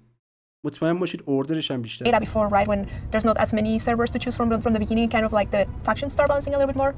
So that's our hope with all these improvements that we're doing. The other thing too is that the World PvP event that it's currently being developed, well, actually it's ready to go for level 25. It actually doesn't start until both factions get to a certain threshold. So we're یه ورد پی وی پی که گذاشتیم توی مپ تا قبل از اینکه جفت فکشن ها به یه حالت خاصی نرسن شروع نفهمیدم hoping that when the event starts, it's going to be at a balanced place and a balanced battle. And of course, we're going to be keeping a close eye on it and just making sure, like, hey, is this working? یه خیلی داریم روش دقیق کار میکنیم که این ورد پی وی پی ها بالانس باشه بین هورد و الاینس. یه طرفه مثلا هورد یا یه طرفه الاینس نباشه. We need to do any adjustments to the World خیلی PvP سخته. event. به هر حال رلم ها سایدی میگیرن. یه رلم یو الاینس بیشتر میشه، یه رلم یو هورد بیشتر میشه. Might, you know, help that خیلی balance and keep سخته that balance and making it fun, کنه. right? Because we want it to be fun. So yeah, we're kind of like keeping an eye on the server population, plus also the new events and all of those kind of things, keeping the faction balance in mind. I look forward to watching those streams on that World پوپولی این دختره. PvP event. Yeah. That's Yeah, it's good. gonna be fun. And that's like what's so much fun about Classic is that it's like I think of PvP in Classic as being like World PvP and those like epic battles with a bunch of people out there in the world. So it's gonna be really fun. Very excited. Our next question Are comes from there any plan to buff and or tune both instance and open world content to make up for the large number of buff coming؟ میگه خب کلی لول جدید داره به کلاس ها اضافه میشه. آیا قراری که حالا مثلا دانجنا و رید ها هم نسبت به این لول هایی که داره به هیرو اضافه میشه بافتر شه؟ Arithma from the Guild After Dark. Are there any plans to buff and or tune both instance and open world content to make up for the large number of buffs coming to every class? Yes, absolutely. We want the world of Classic to feel both exciting and challenging to players, and especially as we're adding new content to the open world, really encouraging people to go into یه کلی کانتنت جدید به اوپن ورلد اضافه all the کردیم. nooks and crannies of different zones, looking for these new runes.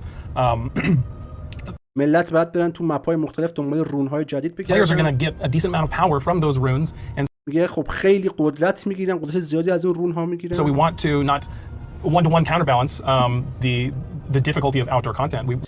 میگه و ما هم دیفیکالتی و سختی حالا کانتنت های مختلف رو نسبت به این رون هایی که به بازی اضافه کردیم زیاد میکنیم که بالانس بشه.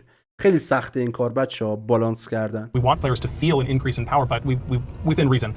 So where it's appropriate, we have the power to adjust the HP and the damage of creatures in the outdoor world. میگه HP و دمیج کریچر های NPC ها یونیت ها رو داریم زیاد میکنیم.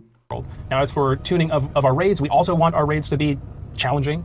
میگه دلمون میخواد که ریدمون چالش برانگیز We also want باشه. them to be approachable, but همچنین میخوایم که یک چیز بالانسی باشه که بتونن بزنن. especially for rewards, we want to make really cool items and rewards for people to همچنین جایزهای خیلی خفنی واسه ریدمون be میخوایم excited بذاریم. about and go after in these dungeons.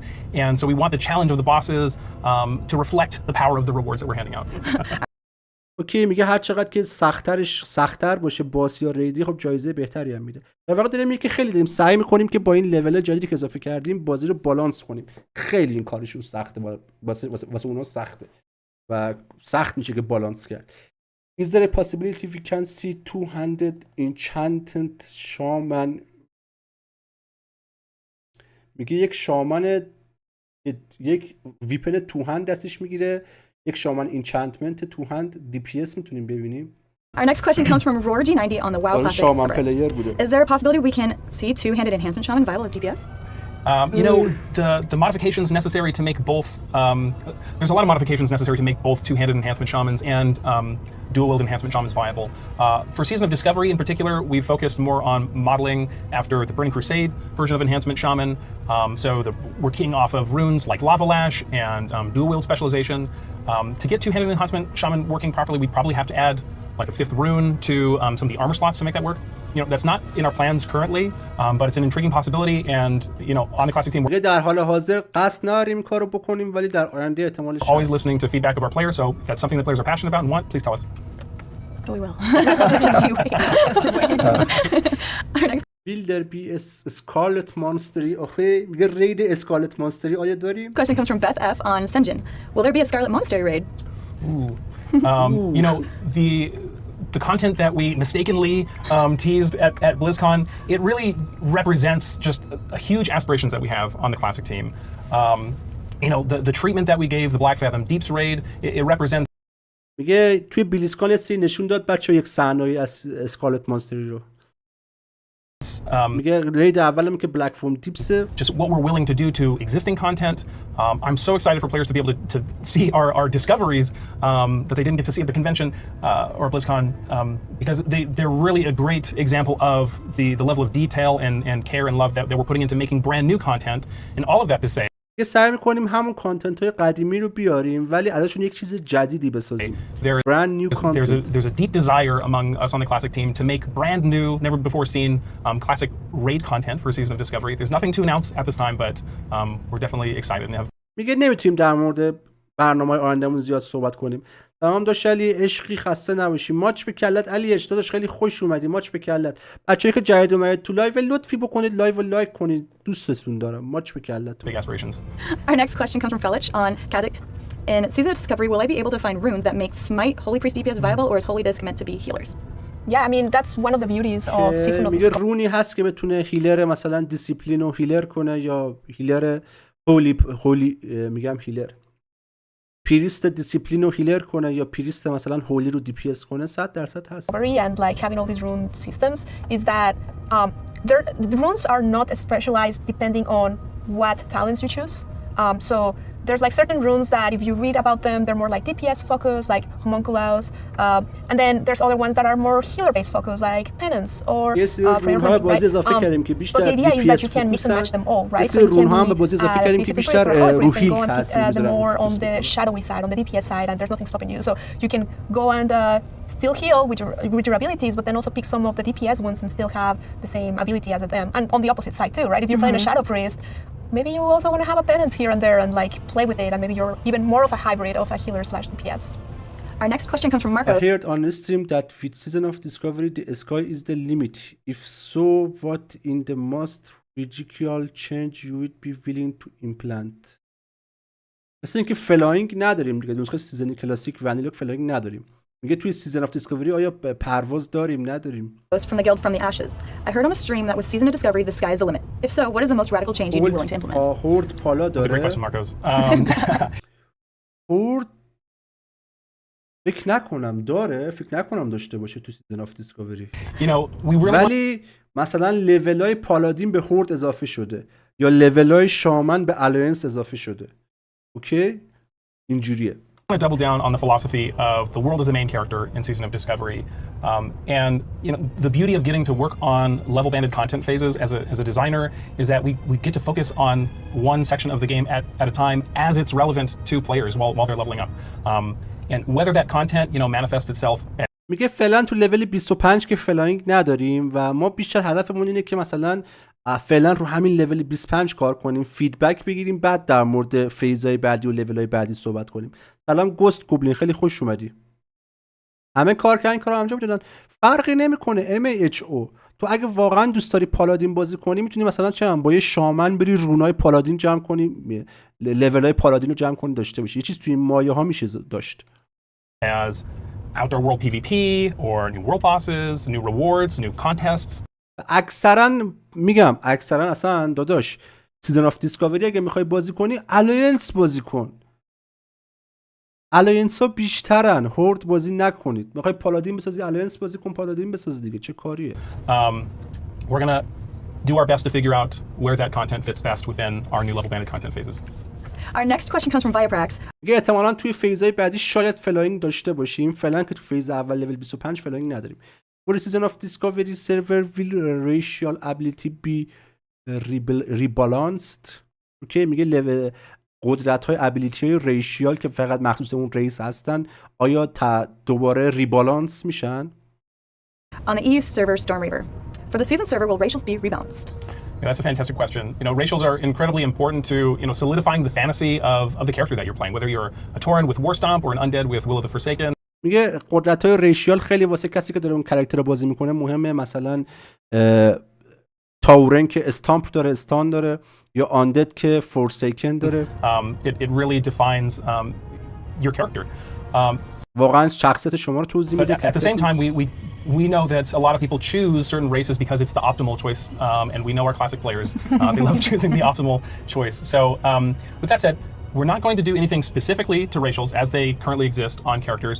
However, یه قدرت‌های ریشیالشون قرار نیست تغییر بدیم، ولی some of the things that players rely on racials to do, certain stat bonuses like weapon skill that orcs and humans get with axes and swords and maces. ولی یه سری قابلیت‌ها مثل قدرتی که اورک‌ها با مثلا با اگز میگیرن یا قدرتی که هیومن‌ها مثلا با سورد میگیرن. We aim to assist with where people have access to those stats through the rewards in our level up raids and discoveries that people find while leveling, so people won't feel forced to, get the Edge Master's handguards. میگه ولی مثلا یه جورایی بقیه هم میتونن از این ریشیال استفاده کنن. بهتون گفتم مثلا مثل رون هایی که تو مپ هست، مثلا یه رون میگیری ریشیال مثلا هیومن رو بهت میده، در حالی که مثلا هیرو نایت الفه. خیلی گسترده است ریسیزن آف دیسکاوری از این نظر. سلام، خیلی خوش اومدین. نو In order to be viable if you chose the race that you want to play because you like their racial abilities or you just like how they look. Another topic on the point of racial abilities is priests. Priests have a wide variety of unique racial abilities یه پریستا خیلی ابیلیتی های یونیکی دارن. specific to their race and class. And one of the things that we haven't really gotten into details about in Season of Discovery are the rune acquisitions themselves and how some classes have some very unique ceremony associated with learning their runes. And priests are one of those. They'll be encouraged to go into the world and learn about the religions and the faiths of the different races of Azeroth. And so this is not planned for the level 25 phase, but in future phases. میگه تو فیز لول 25 خیلی چیزای مثلا عجیب غریبی نمیبینید، ولی تو فیزهای بعدی خیلی رونهایی به بازی اضافه میشه که مثلا شما یک ریشیال ابیلیتی که فقط مثلا واسه آنده داره یهو مثلا میبینید یک نایت الف هم داره چون رونشو گرفته. کلا قرقاتی لول و ابیلیتی ها دیگه. We're open to exploring, priests perhaps getting access to the priest racials of other races in the journey of that religious exploration that they have to do. All right, we have one last question, and this is from Tyranny533. اوکی، میگه آیا سیزن آف دیسکاوری مثل سیزن آف مستری بعد از اینکه بازی تموم میشه کلا تموم میشه و سرورها شاتدان میشه یا چی؟ چون اگه یادتون باشه سیزن آف مستری که حالا سری قبلی سیزن آف دیسکاوری بود اومد و تموم که شد کلا سرورها شاتدان شد. حالا هر هیرویی هم که شما تو سیزن آف مستری داشتید میتونستید انتقال بدید به کلاسیک ارا. و داره میگه که آیا سیزن آف دیسکاوری همیشه سروراش لانچ و قراره براش آپدیت بیاد یا یه سری میاد تموم میشه شاتدان میشه؟ فکر کنم قراره شاتدان شه بعد یه مدت. On the Classic WoW subreddit. Will Season of Discovery end with server wipes like Season of Mastery, or will servers stay open for future content once the level 60 phase is out? Yeah, that's a very good question. We're really excited to have the level content facing that we're planning for Season of Discovery. So we're really hoping to get an idea of how players are interacting with the content through this. I mean, right now it is a season, right? So it is set up to be temporary. We always guarantee you that you're going to be able to keep the characters. Okay, میگه در حال حاضر برنامه ما سیزناله. یعنی بعد از اینکه سیزن تموم شه سروران قرار شاتدان شه. اوکی؟ ولی همیشه ما بهتون این گارانتی رو دادیم که هیروتون حذف نمیشه. 100% هیروتون رو از اینکه سرور شاتدان شد میتونید انتقال بدید به کلاسیک ارا. That you create one way or another. How that's gonna look, it's not solidified yet. We're still talking and we're gonna be seeing, as I mentioned, monitoring through all these phases, seeing how people are engaging. میگه هنوز نمیتونیم با قاطعیت توضیح بدیم. در حال حاضر یک کانتنت سیزناله که وقتی سیزن تموم شه کلا تموم میشه و سرورش هم شاتدان میشه. ولی بستگی به آینده کاری ما داره. اگه تو فیزهای بعدی مثلا به موفقیتایی برسیم یا به یه نتیجه‌های جدیدتری برسیم شاید حتی بیشتر از لول 60 هم ادامهش دادیم. ولی فعلا مکس لولمون چیزی که قراره بهش برسیم توی چپتر 5 لول 60 و بعدش هم کلا سرورها قرار شاتدان شه. حالا مگه اینکه تو آینده تغییر کنه. و چون فعلا توی فیز 1 هستیم و توی کپ لول 25 هستیم خیلی نمیتونیم در موردش صحبت کنیم. ولی در کل دارن میگن که سیزنال دیگه، یعنی قراره یه زمانی تموم شه، قرار نیست همیشه بمونه. Engaging, see what people love the most. So then we can find these characters a place, right? So keeping an eye on it. We don't have final plans on it, but we guarantee you that your character is going to be able to go one way or another. And of course, if there's like something that everyone just loves so much and they don't want to see gone, we're definitely going to talk about different options on how we can allow players to keep having the fun that they're having. Yeah. That wraps up our Q&A session. Thank you guys so much for hanging out, and we'll see you guys next time. Thank you, everyone. Thank you. Thank you. وارکرفت 2023 بیلیزارد انترتینمنت. بله بچه وارکرفت ها رو جفتشو دیدیم. سیزن آف دیسکاوری بچه موقعیت خیلی خفنیه. به هیچ وجه من الوجوه از دست ندید فاکینگ سیزن آف دیسکاوری رو.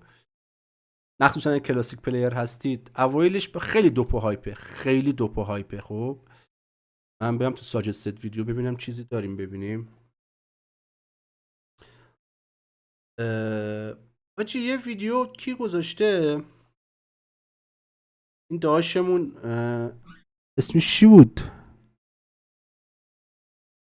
میخوام ویدیوشو ببینم ولی میترسم کپی رایت بخوریم از موزیکی که توش استفاده کرده. مطمئن نیستم کپی رایت داشته باشه یا نه. یه ویدیو یک رپ خونده، فکر کنم دیدید اینو. این حاجی والاک ویدیوش چی گذاشته؟ یوتیوب حاجی هاب. خب حاجی هابش که کاری نداریم، ما فقط خود حاجی والاکش کار داریم. اینو خیلی دوست دارم ببینم، بهش ریاکت برم، ولی میترسم کپی رایت بخوریم بچه‌ها. یه موزیک توش استفاده کردن، نمیدونم موزیک کپی رایت داره یا نه. باشه چرمنده وقتی میگیرم توی بتل نت هم ورود یکم بند شده، ورد یکم بند شده.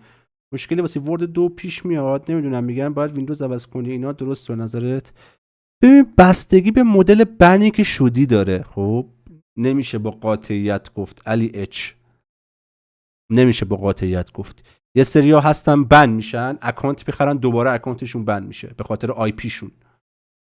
یه سریا هستن مثل خود من، بند شدم اکانتم از بند در اومد، دوباره با همون اکانت دارم بازی میکنم، هیچ اتفاقی هم نیفتاده. واقعا نمیتونم به این سوال جواب بدم داداش. ماچ به کلت بره. یه چیزی بگم اشتباه باشه بعدم میای خیر منو میگیری. واسه همین جواب نمیدم به این سوال. هر چیزی امکان داره اتفاق بیفته. بدبختی اینه بیلیزارد وقتی بند میکنه اصلا بهتون نمیگه چرا بند شدی یا چرا بند نشدی، میزنه بند میکنه.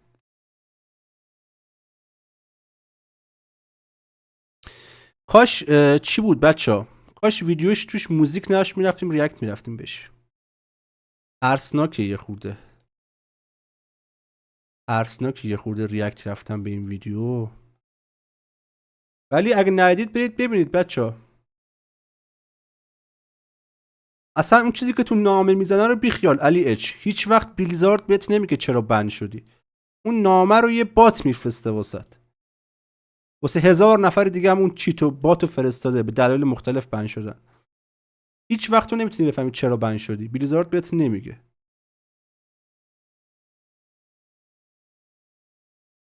عشق منی علی اچ. سلام مهراج، خیلی خوش اومدید. شلو بعدم با تماس میگیرم. آجی این ویدیوش خیلی خفنه. ببینید ویدیوهاشو، بچه بالیه. امیدوارم حالا ما که ازش حمایت کردیم تو 2 ویدیو فرا نیاد برینه بهمون مثل بقیه در نیاد. ولی بچه خوبیه، اسمش نایبه. این ویدیوشو من نمیبینم چون که میترسم موزیکش کپی رایت بهمون بزنه. این ویدیوش جالبه. ویدیوهای نایبو ببینید. وو ماشیناما میذاره یه ویدیو جدید گذاشته.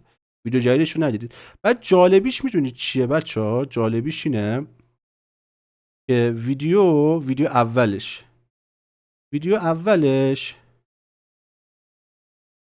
45 تا لایک گرفته در حالی که 70 تا کامنت گرفته. یعنی خیلی اومدن کامنت گذاشتن ولی لایک نکردن. واسه ویدیوی خود منم نمیدونم چرا کسی که کامنت میذاره لایک نمیکنه. لایک مهمتره. من این ویدیوی فرمای مختلف دروید باجی 13 ساعت از من وقت گرفت این ویدیو رو بگیرم. 17 نفر لایک کردن. 40 نفر کامنت گذاشتن، 17 نفرشون لایک کردن. نامردیه. چی کی میاد داداش؟ چی رو میگی کی میاد؟ چی رو میگی؟ ماچ به کلت بره. چی کی میاد؟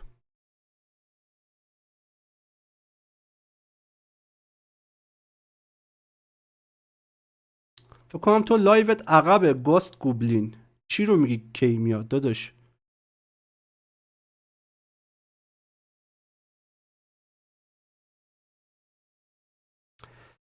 اوکی گایز، خیلی دلم میخواد روم تور سام صابری رو با هم ببینیم.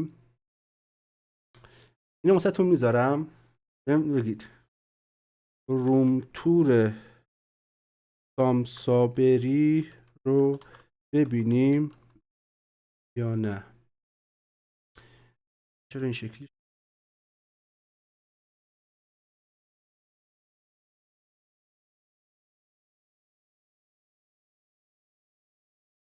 چرا سیستم هنگ بکرد؟ ایناست که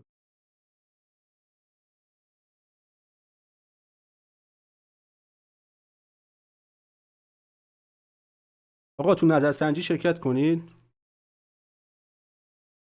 نظرسنجی گذاشتم. خیلی دوست دارم من این روم تور سامسابری رو ببینم، واقعا علاقه دارم.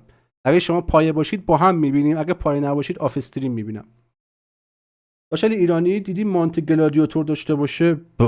گلادیاتور یه جوری میگه انگار چی هست. آره بابا هزاران نفر داره. همیشه بررسی میکنیم. چی رو همیشه بررسی میکنیم؟ من لایک کردم. عشق منی داداش، ماچ به کلت بره. بابا چرا سامسابری رو دوست ندارید؟ هولی شت بابا، روم تور سامسابری چرا دوست ندارید ببینید؟ رای بدید. 6 نفر البته رای دادید. آقا رای بدید به یس بزنید. شبت خوش، شبت خوش.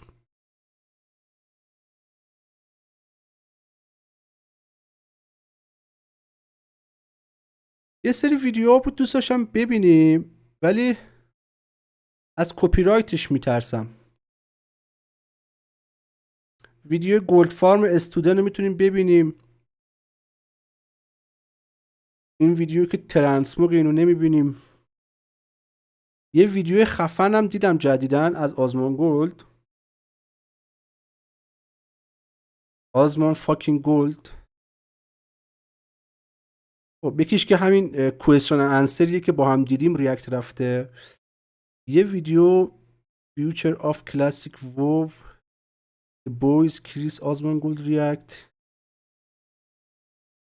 این به نظر من خیلی ویدیو جالبیه ولی طولانی، 1 ساعته بچه‌ها.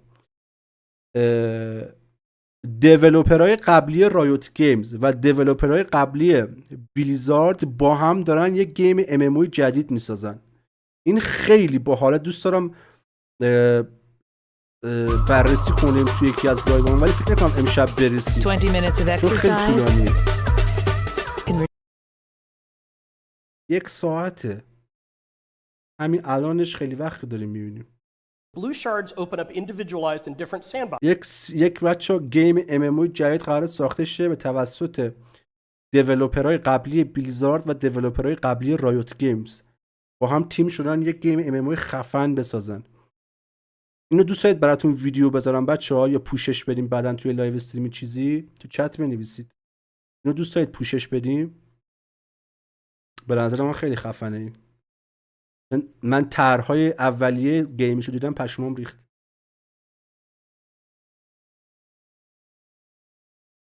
تو ساجستد ویدیو هم هیچ درست حسابی نمیذاره حاجی.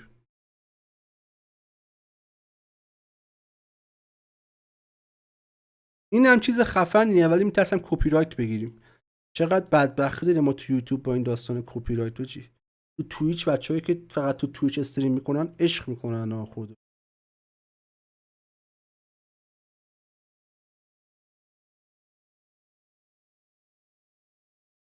فقط نه تا صبح نه.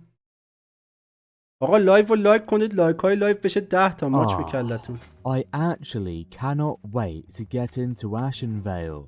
The world. اوکی بچه‌ها یه شوخیه با سیزن آف دیسکاوری. PvP is going. کلاسیک جدیده کی میاد؟ گوست گوبلین لایوت عقب داداش، لایو رو بکش جلو. 2 هفته 3 هفته دیگه 10 آذر. I actually خب لولش 25 شده تو سیزن آف دیسکاوری. cannot wait to get into Ashenvale. یه نمیتونم صبر کنم که برم تو اشنول. اشنول منطقه PvPه. The world PvP is going to be so fun and I'm so. اتیکت دادم به بیلیزارد جواب داد به زودی یک پیام از گیم مستر بازی دریافت میکنید. 3 روز گذشته هنوز چی نگفته. بین 1 روز تا 1 هفته طول میکشه تا جواب بدم. مراج excited to enter the new Black Fathom Deeps raid as a میگه خیلی هیجان زدم که رید جدید بلک فلوم دیپس رو بزنم. mage healer. به عنوان یک میج هیلر. بله گلدم میخره.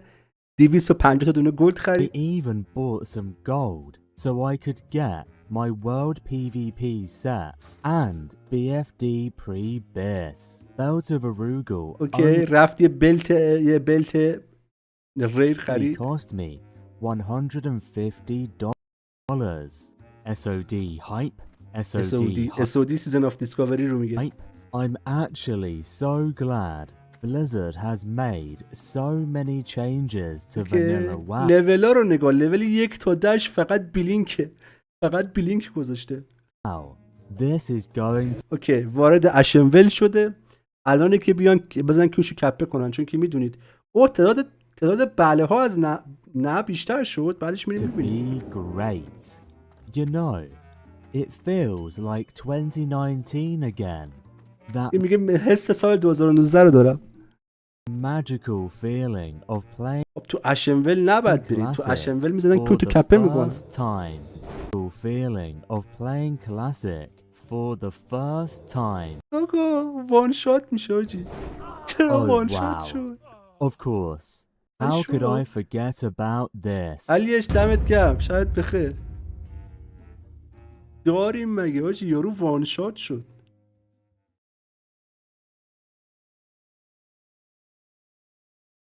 اوکی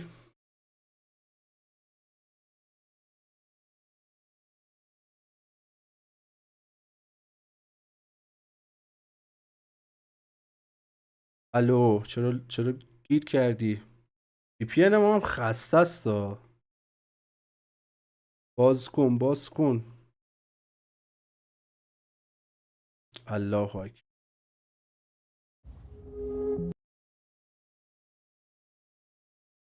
باگ زده بود بچه ها.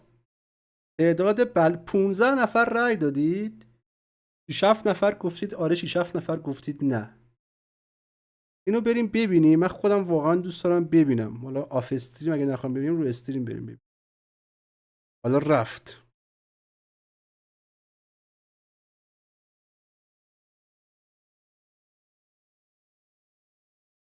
What the fuck is going on? ساوری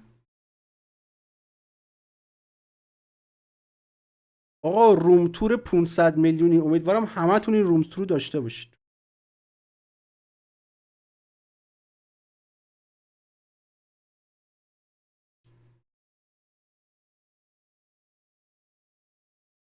امیدوارم یه روزی همتون یه همچین اتاقی داشته باشید. اگه لود کرد. آی خدا. وی پی ان هم سکته لاپایی زده بچه ها. یا دیگه ایناست که بده حاجی، ایناست که بده. one other time. یه بار دیگه بیا بالا دیگه. من بوت نیستم به مولا، من آمدم روم تور ببینم.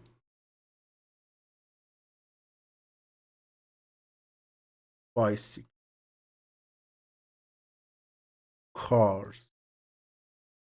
سوالایی که میپرسه از سوالای کنکور سخت‌تره لاشی. یکی چشمش ضعیف باشه چجوری باید مثلا جواب بده، چجوری باید ببینیم. ریدم سر در این سوال تخمی میپرسه.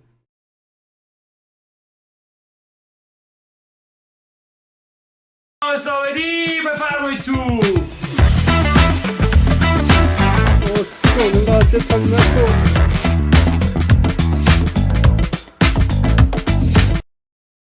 ولی اون روزی که بند شدم چند بار از بازی زدم بیرون، دوباره اومدم بیرون. هر بار که میخواستم بیام سرور وی پی ان عوض می‌کردم. ممکنه به خاطر اون باشه. امکان داره. واقعا نمیشه گفت داداشم. نمیتونم من نظر بدم در مورد اینکه چرا بند شدی. چون بیلیزارد هیچ وقت نمیگه چرا بند کرده یاراشو. و من نمیتونم نظر بدم که چرا بند شد. خب بچه‌ها روم تور سامسابری، روم تور اتاق 500 میلیونی. آقا مگه قرار نبود این اتاق تو نشون بدی؟ داداش چی زوده؟ 4 ماه گذشته روم تور می‌خواد. راست میگه 4 ماه میخواد نشون بده. آقا یه روم تور واسه ما نمیذاری؟ وای چه بیا تو بریم تو. خیلی خوش اومدید به اتاق سامسابری بفرمایید تو. چه تم سکسی قرمزی داره بچه‌ها.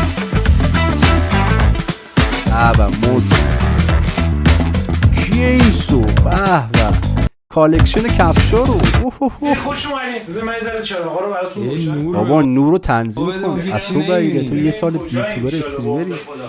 یا اول فصل اینجا رو بگی. کفشا رو دوست داره. چراغا سر داشتم میشه. خیلی خوش اومدید به روم تور امروز ما. امیدوارم دیدن این ویدیو کلی لذت ببرید. کانال ما رو سابسکرایب داشته باشید. واقعا خفن ترین روم تور، خفن ترین رومو فکر کنم علی بیگ اسموک داره بچا، درسته؟ ببین ساده است. از دید من یه اتاق ساده است و این اتاق ساده نزدیک 2 ماه تا 3 ماه زمان بود. ما فکر می‌کنم دیگه از دم اتاق ساده رو که ما همین الان یه PS5 می‌بینیم، یه تیوی مطمئنا 4K، یه کولر گازی، همینا آرزوست برای ما. اتاق ساده خوب اومدی. می‌کنیم یکی توضیح بدیم براتون تا شروع کن سلطان. اول چیزی که می‌بینید اینجا دیگه رد دوره. اوه چه رینگ لایتشه، چه نور خفنی داره.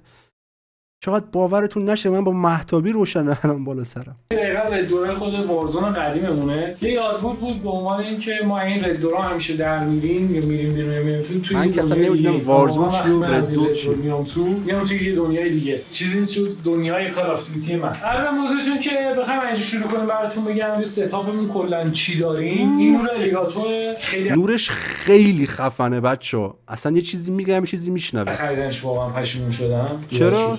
یه چیز خیلی باحالی که داره این الیگاتور هم از طریق این استریم دک که می‌بینید روشن میشه و هم از طریق اپلیکیشنش روشن میشه. و به قیمت نزدیک این آرزوی منه داداش، $320 این آرزوی منه. 10 میلیون من این نور رو به این کوچیکی خریدم. اول نورش این شاید از این نظر میگه خوب نیست چون که مثلا بیش از حد گرونه. شاید نورش زیاده، کیلایته ولی خب نور خوبیه. مانیتور اولی که می‌بینید مانیتوری که سونی اسپانسرمون برامون از آمریکا فرستاد. بابا حلالت بشه، تو کی بودی؟ سونی از آمریکا اسپانسرت بوده بابا، حلالت بشه. M9 سونی نزدیک فکر کنم $1200 4K $1200 4K.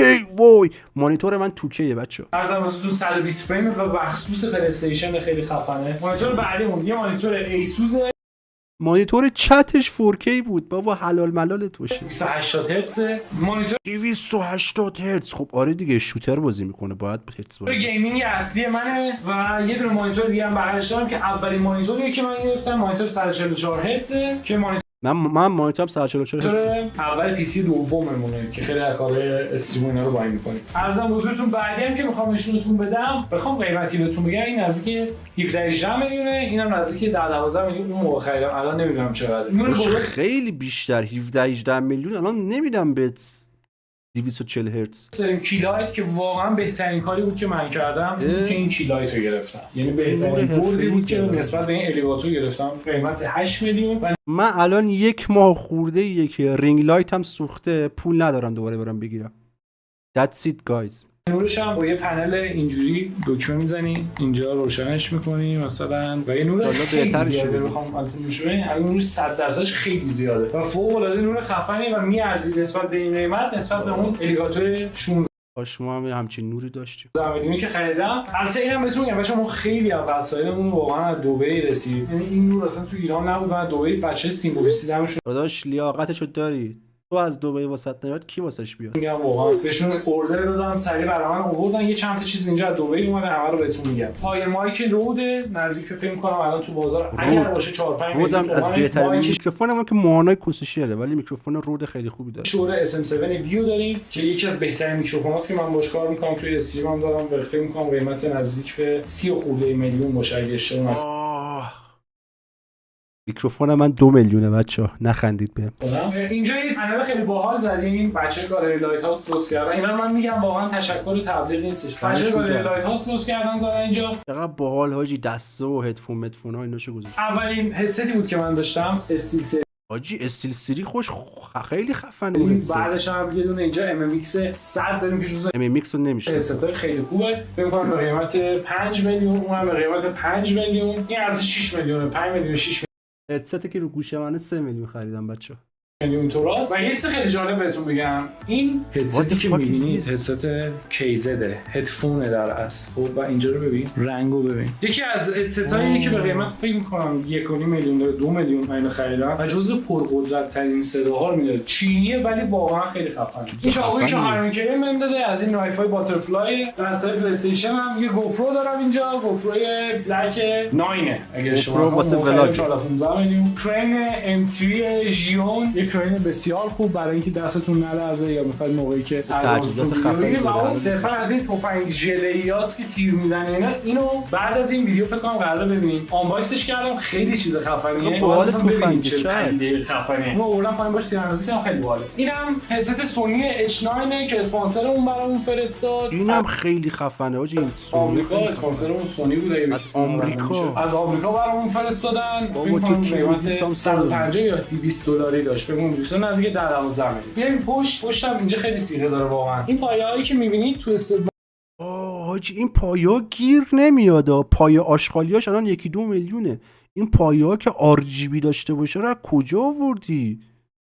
پشمای من پشمای چت واقعا اینا گیر نمیاد. من دنبالش گشتم بچه‌ها. RGB داره همشون. این فکر کنم قیمت 6 میلیون خریدم. این ترکیبی داره 6 میلیون. 3 میلیون فکر کنم خریدم. 3 میلیونی. اینا رو من هولوشی میگم واقعا دقیق یادم نیست. باعث میشه که یه دسکتاپ خیلی تمیز دسکتاپ باشه. دسکتاپ خیلی تمیزی داشته باشید. خب اینجا میونه کارت صدا ایو 4 داریم که کارت صدا رو ما که کارت صدا نداریم. فانتوم پاوره که صدای این زیبا رو در میاره و یه چیز دیگه هم پشت بر بهتون نشون بدم. این کلاود فیلتر رو این پشت می‌بینید. البته ما دیگه خیلی کیبل منیجمنت کردیم این پشت. باعث میشه که صدای گرمتری رو توی ارزموزتون مایکتون وات اون چی بود مثلا نمیدونم داشته باشید و نیازمند هر مایک شو دیگه کلاود فیلتر هستش. باید داشته باشید تا بتونید صدای اینو در بیارید. اینم یه دونه موس جی پرو که بهترین موسی که من باهاش بازی می‌کنم. واقعا موس بسیار خفنیه. کیبورد استیل سریز ایپکس 9. اگه اشتباه نکنم چون رو قدیم خریدم اسمش ممکنه خیلیش رو یادم بره. فکر کنم اینو به قیمت 6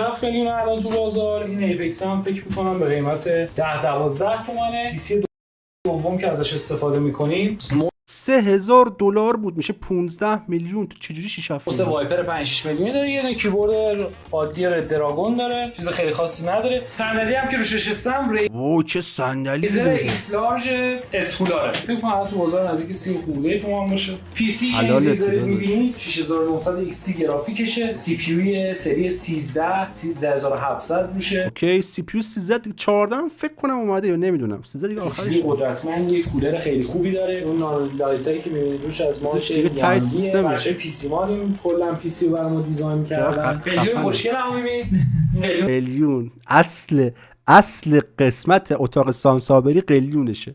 قلیون نباشه اتاق فایده نداره. اینو من از زبون سام دارم بهتون میگم.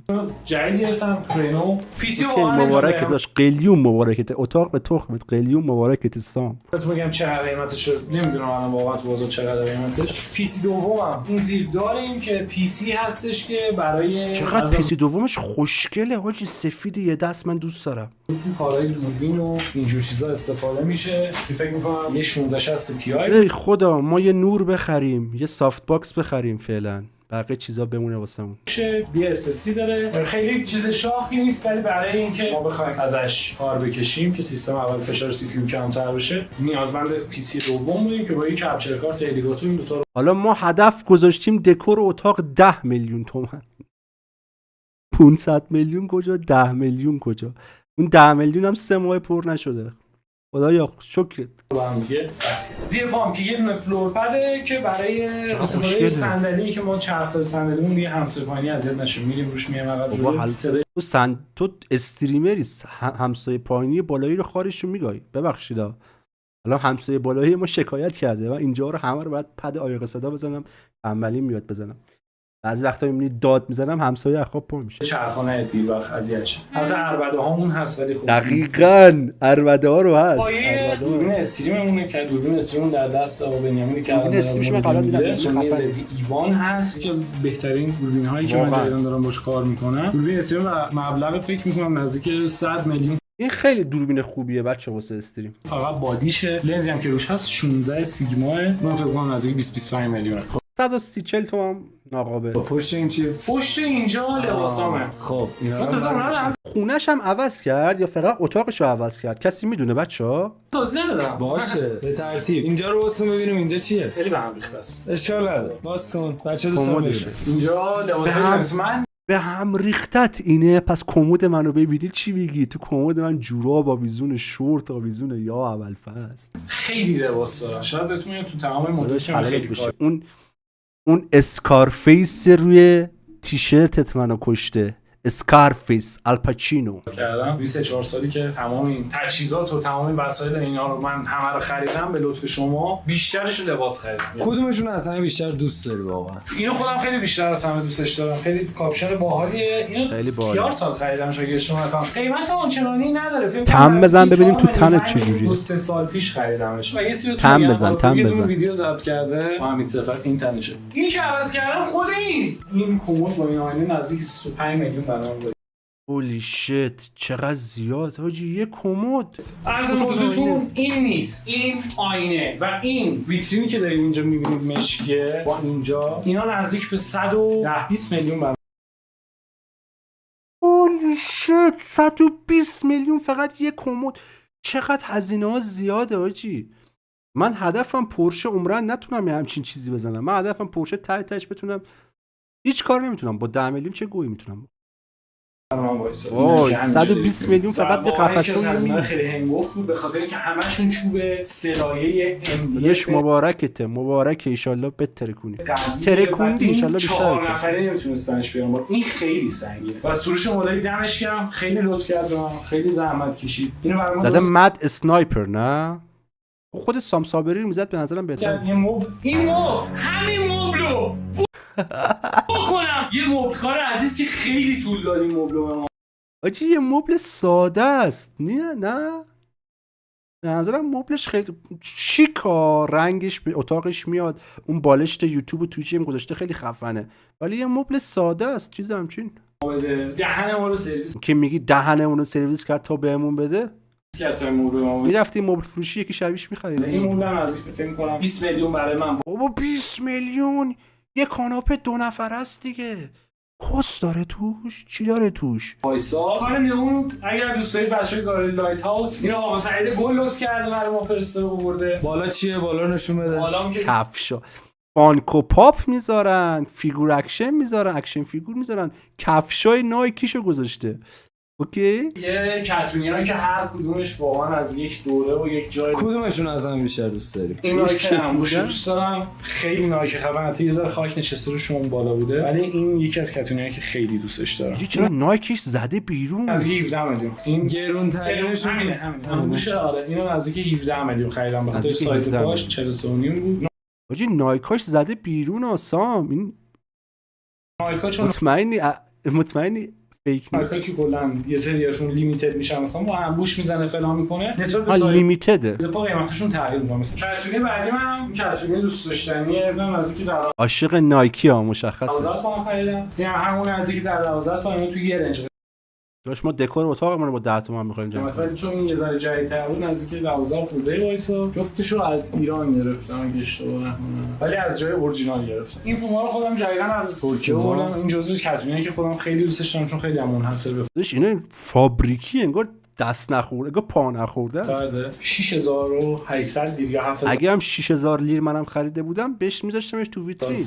بیارم 2 تومن حساب کنم نزدیک 13 14 تومن. این 14 میلیون پول کفش میدادم قطعا تو ویترین خاک نشه. من خیلی دوست دارم پومای جدید کالکشن جدیدش نزدیک 13 14 تومنه. این کتونی برشکا قیمتش خیلی خوبه نزدیک 2000 لیر. اون نایکی که ببینید بالا اون فیکه چون تراویسش خیلی گرونه. خوبه که خودش میگه فیکه. نیست. این آدیداس هم دارید؟ آدیداس مدلش رو دقیقاً نمیدونم چیه بخوام بهتون بگم. داش تو نمیگفتی فیکه ما هیچ کدوممون باورمون نمیشد که اون فیکه. این از ترکیه گرفتم. اینم نزدیک فکر کنم 4 5000 لیر بود.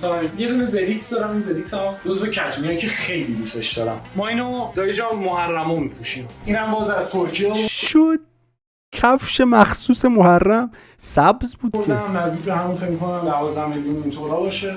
یه دونه اینم فیکه چون اینا آجی فیکا خوشگل‌تر از اصلاست. من ازش فایل گرفتمش چون خوشگل بود خاص بود خیلی خوشگل گرفتمش. ولی این بالا میرسیم این دست بالاخره ماسک اونی شبیه که میبینید امیر برام گرفته امیر اولی اینو آرماند فریک برام گرفته فانکو پاپ و فیگور اکشن.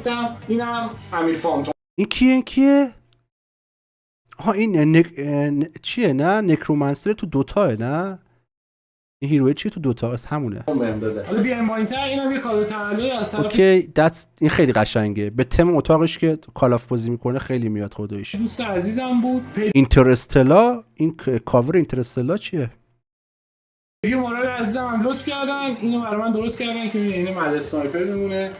لقبش مد اسنایپر ساموره. شغل برم تیر و خیلی خوشگله. این اینترستلار هم بچه‌ها من از ترکیه آوردمش با هم تا رفت روش ادیتورش آهنگ اینترستلار رو پلی کرد.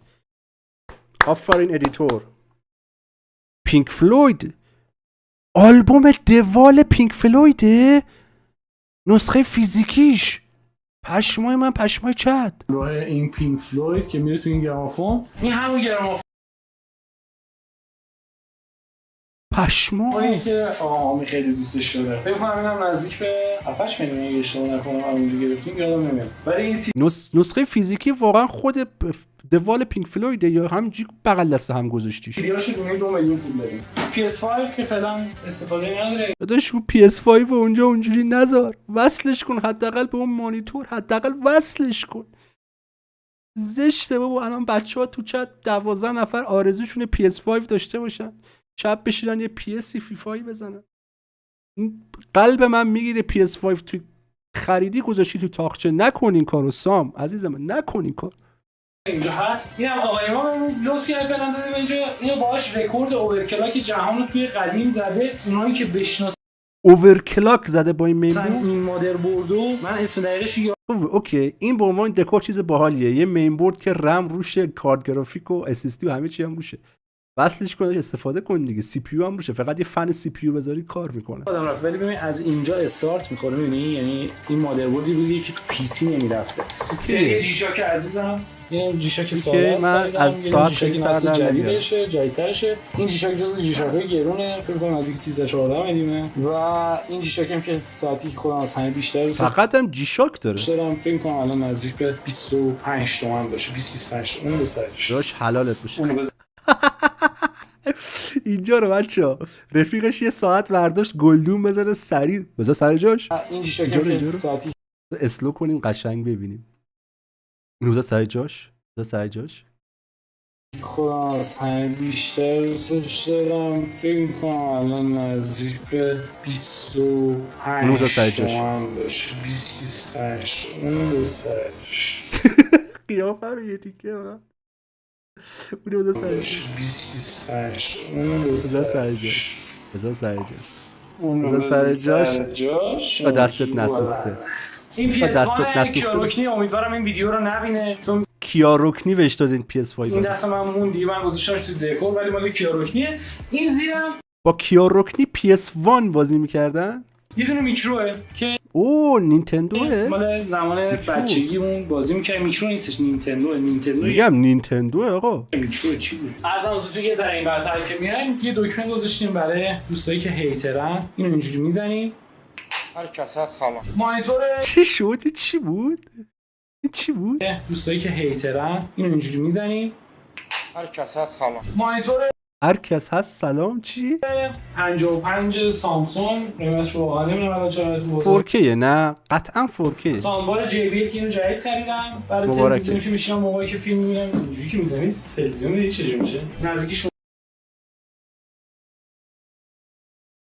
چه غلطی داری میکنی سام؟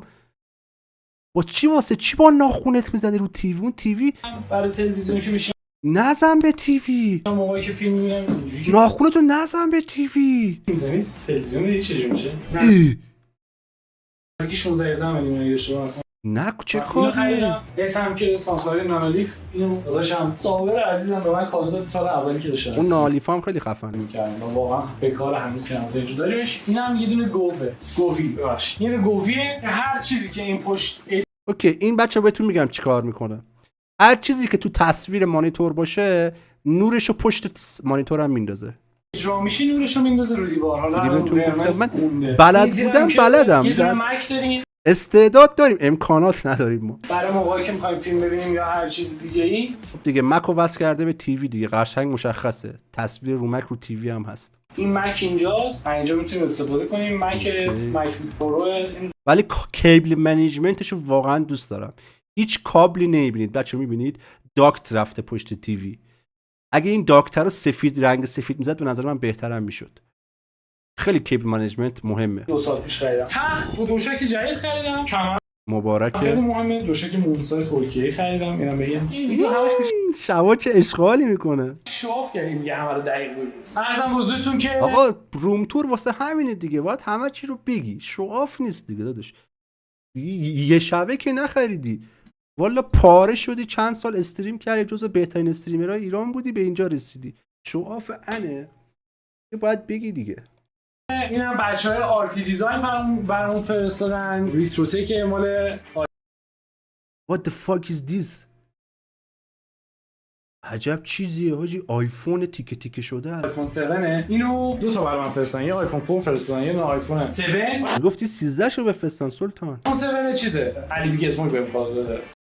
چیزه؟ ماشاءالله علی بیگزمود. اونم که سیاهش مولای عزیزم کشیده، فن آرت خیلی خوشگله واقعا. این شلفام که می کارم بچه گالری لایت هاوسی که لوف کردن گذاشتن اینجا، ولی هنوز روش چیزی پیدا نکردم. فعلا کلاهامو کیفه چیه؟ اون کلاهایی که خیلی دوستشون دارم. بیا ببینیم. کلاهایی که نباید هیچ وقت یه کیف دوباره توش کلاه خراب شه. این الپاترونه که خیلی معروفه. اینو فکر می‌کنم نزدیک 5 تومن خریدم که کردم تو پاچم، قیمتش مثلا 3 خورده ایه. این جزو کلاه گرونمه. ارزم بزرگتون اسم این کلاه رو یادم رفته. چی بهش میگن؟ خوشگله کلاه. این کلاه رو مشخص دوختش حرفه‌ایه بچه‌ها. از پشت دوربین مشخصه چه دوخت حرفه‌ای داره. این لیکرز است، این دیسکوارده و اینم یه دونه مال تیم نمیدونم چی بود. و اینم بود از روم تور. اگر قیمت گفتم این چیزی تو قرآن ناراحتش بخاطر اینکه قیمت روزو بهتون گفتم. بابا باید بگی اصلا درستش هم همینه، قیمتا رو بگو دیگه. یکی بخواد مثلا آقا جمع کنه همچین چیزی بدونه حدوداً. بدون چقدره و بچه‌ای که کمکمون خیلی سامسابری دلش پاکه واقعا به نظر من. واقعا در بچهای سینگو پی سی گرم، در بچهای ارزم گالری لایت هاوس گرم. کاش یه نمایی هم از بک‌گراندت وقتی پشت سیستم میشینی نشون میداد. این پکیج این برای قرمزا و اینا رو با این نانو لیفای خوشگل رو برامون درست کردم فرستادن. دم سروش گرم که تمام این ارزم سروش مولایی ازم که این بیس این قضیه این چیزا رو داشت، دکورایی که دکوراتیو اصلیمون هست MDF رو داشتن با این شیشه و اینا. دم آجی دکور MDF و شیشه 150 میلیون شد طبق گفته خودش، خیلی زیاد شد. ما اکستریم گرم یکی از واقعا به نظرم یه کمد میتونستی بری قفسه همینجوری ارزون‌تر گیری، البته می‌خواست تمش و خاکستر یه چیز حرفه‌ای می‌خواست بگیره دیگه.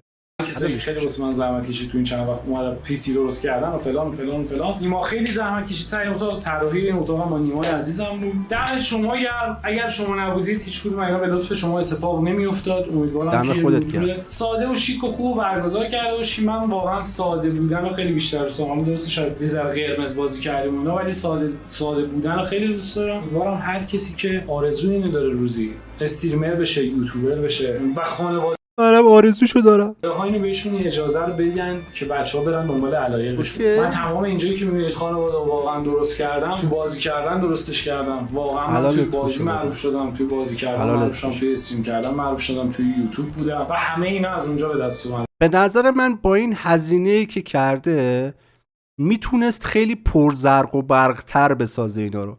مثلا یه هزینه سنگینی مثلا بابت این قفسه داده، یا خیلی هزینه‌های سنگین سر چیزا داده که حتی به قول خودش ساده‌تر و بیشتر دوست داره. من اگه بودم میخواستم این هزینه رو بکنم پرزرق و برق‌تر، مثلا یه چیز RGB تر میساختم، ولی خب چیزی که سام خودش دوست داره دیگه، مهمه که خودش بیشتر دوست داشته باشه. من شغل دوم دیگه نداشتم و تنها شغلم یوتیوب و استریم بوده. منم همینطور. شما نبودید بدون شما واقعا نمیشد. بدون شما بچه واقعا نمیشه. واقعا نمیدونم چجوری باید تشکر کنم. اینا رو همه رو بهتون نشون دادم که اینو واقعا به خانواده‌تون نشون بدید. ببین مملکت همیشه دکتر مهندس نیاز نداره و اگر واقعا دارید تلاش می‌کنید درس می‌خونید یا هر چیزی درستون رو بخونید، در کنارش خانواده‌ها خیلی دوست دارم اجازه بدن که بچه‌ها استریم کنن یوتیوب. من دوست دارم این کامیونیتی بزرگ و بزرگتر شه. درتون گرم. بدون شما واقعا نمیشد. مرسی که روم تور منو تماشا کردید. فعلا مراقب خودتون باشید. پیس اوت. اوکی، چه روم تور خفنی. ساده ولی حرفه‌ای. یعنی اون بچه‌ها اون تجهیزاتی که داشت استفاده می‌کرد، داشت یه سوال من همیشه دنبالت می‌کنم، داشت تو رو خدا الان بدون نیاز به اگزیت لگ میشه وارد بازی کلاسیک شد. من که بدون اگزیت لگ وارد کلاسیک میشم محمد ملک. من خودم کلا بدون هیچ وی پی ان وارد ورد اف وارکرفت ریتیل و کلاسیک میشم. راش کامنت هم بذاریم. Thanks mate. حلالش باشه. اینجا رفته رو چرسی میشه، واسه چرسی کامنت میذاشتیم، واسه سام میخواستیم کامنت. اشتباهی من که چرسی رو هم لایک کرد. Okay.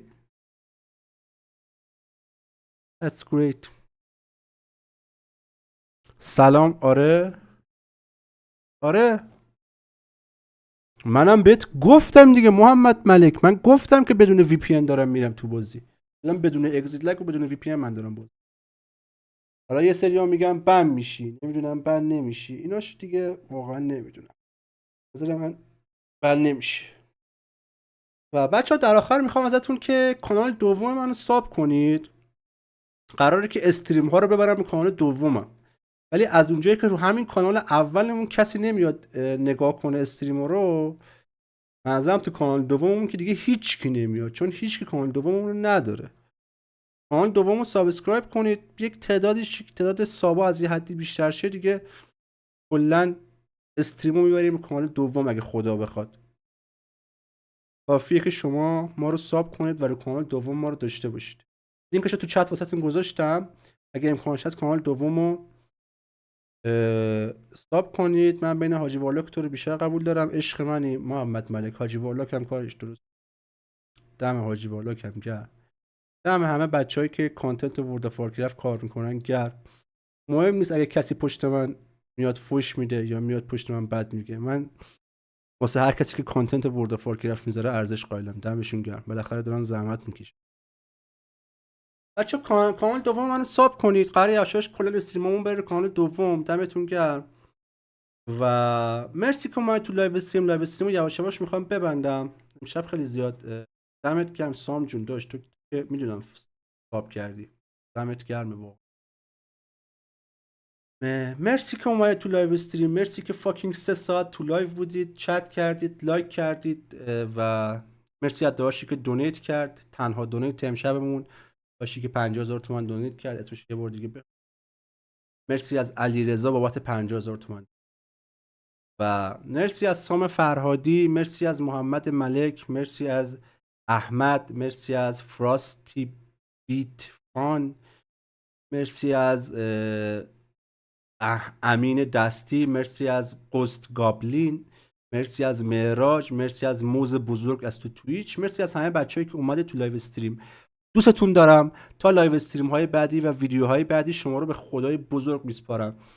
ماچ به کله همتون و خدا نگهدار.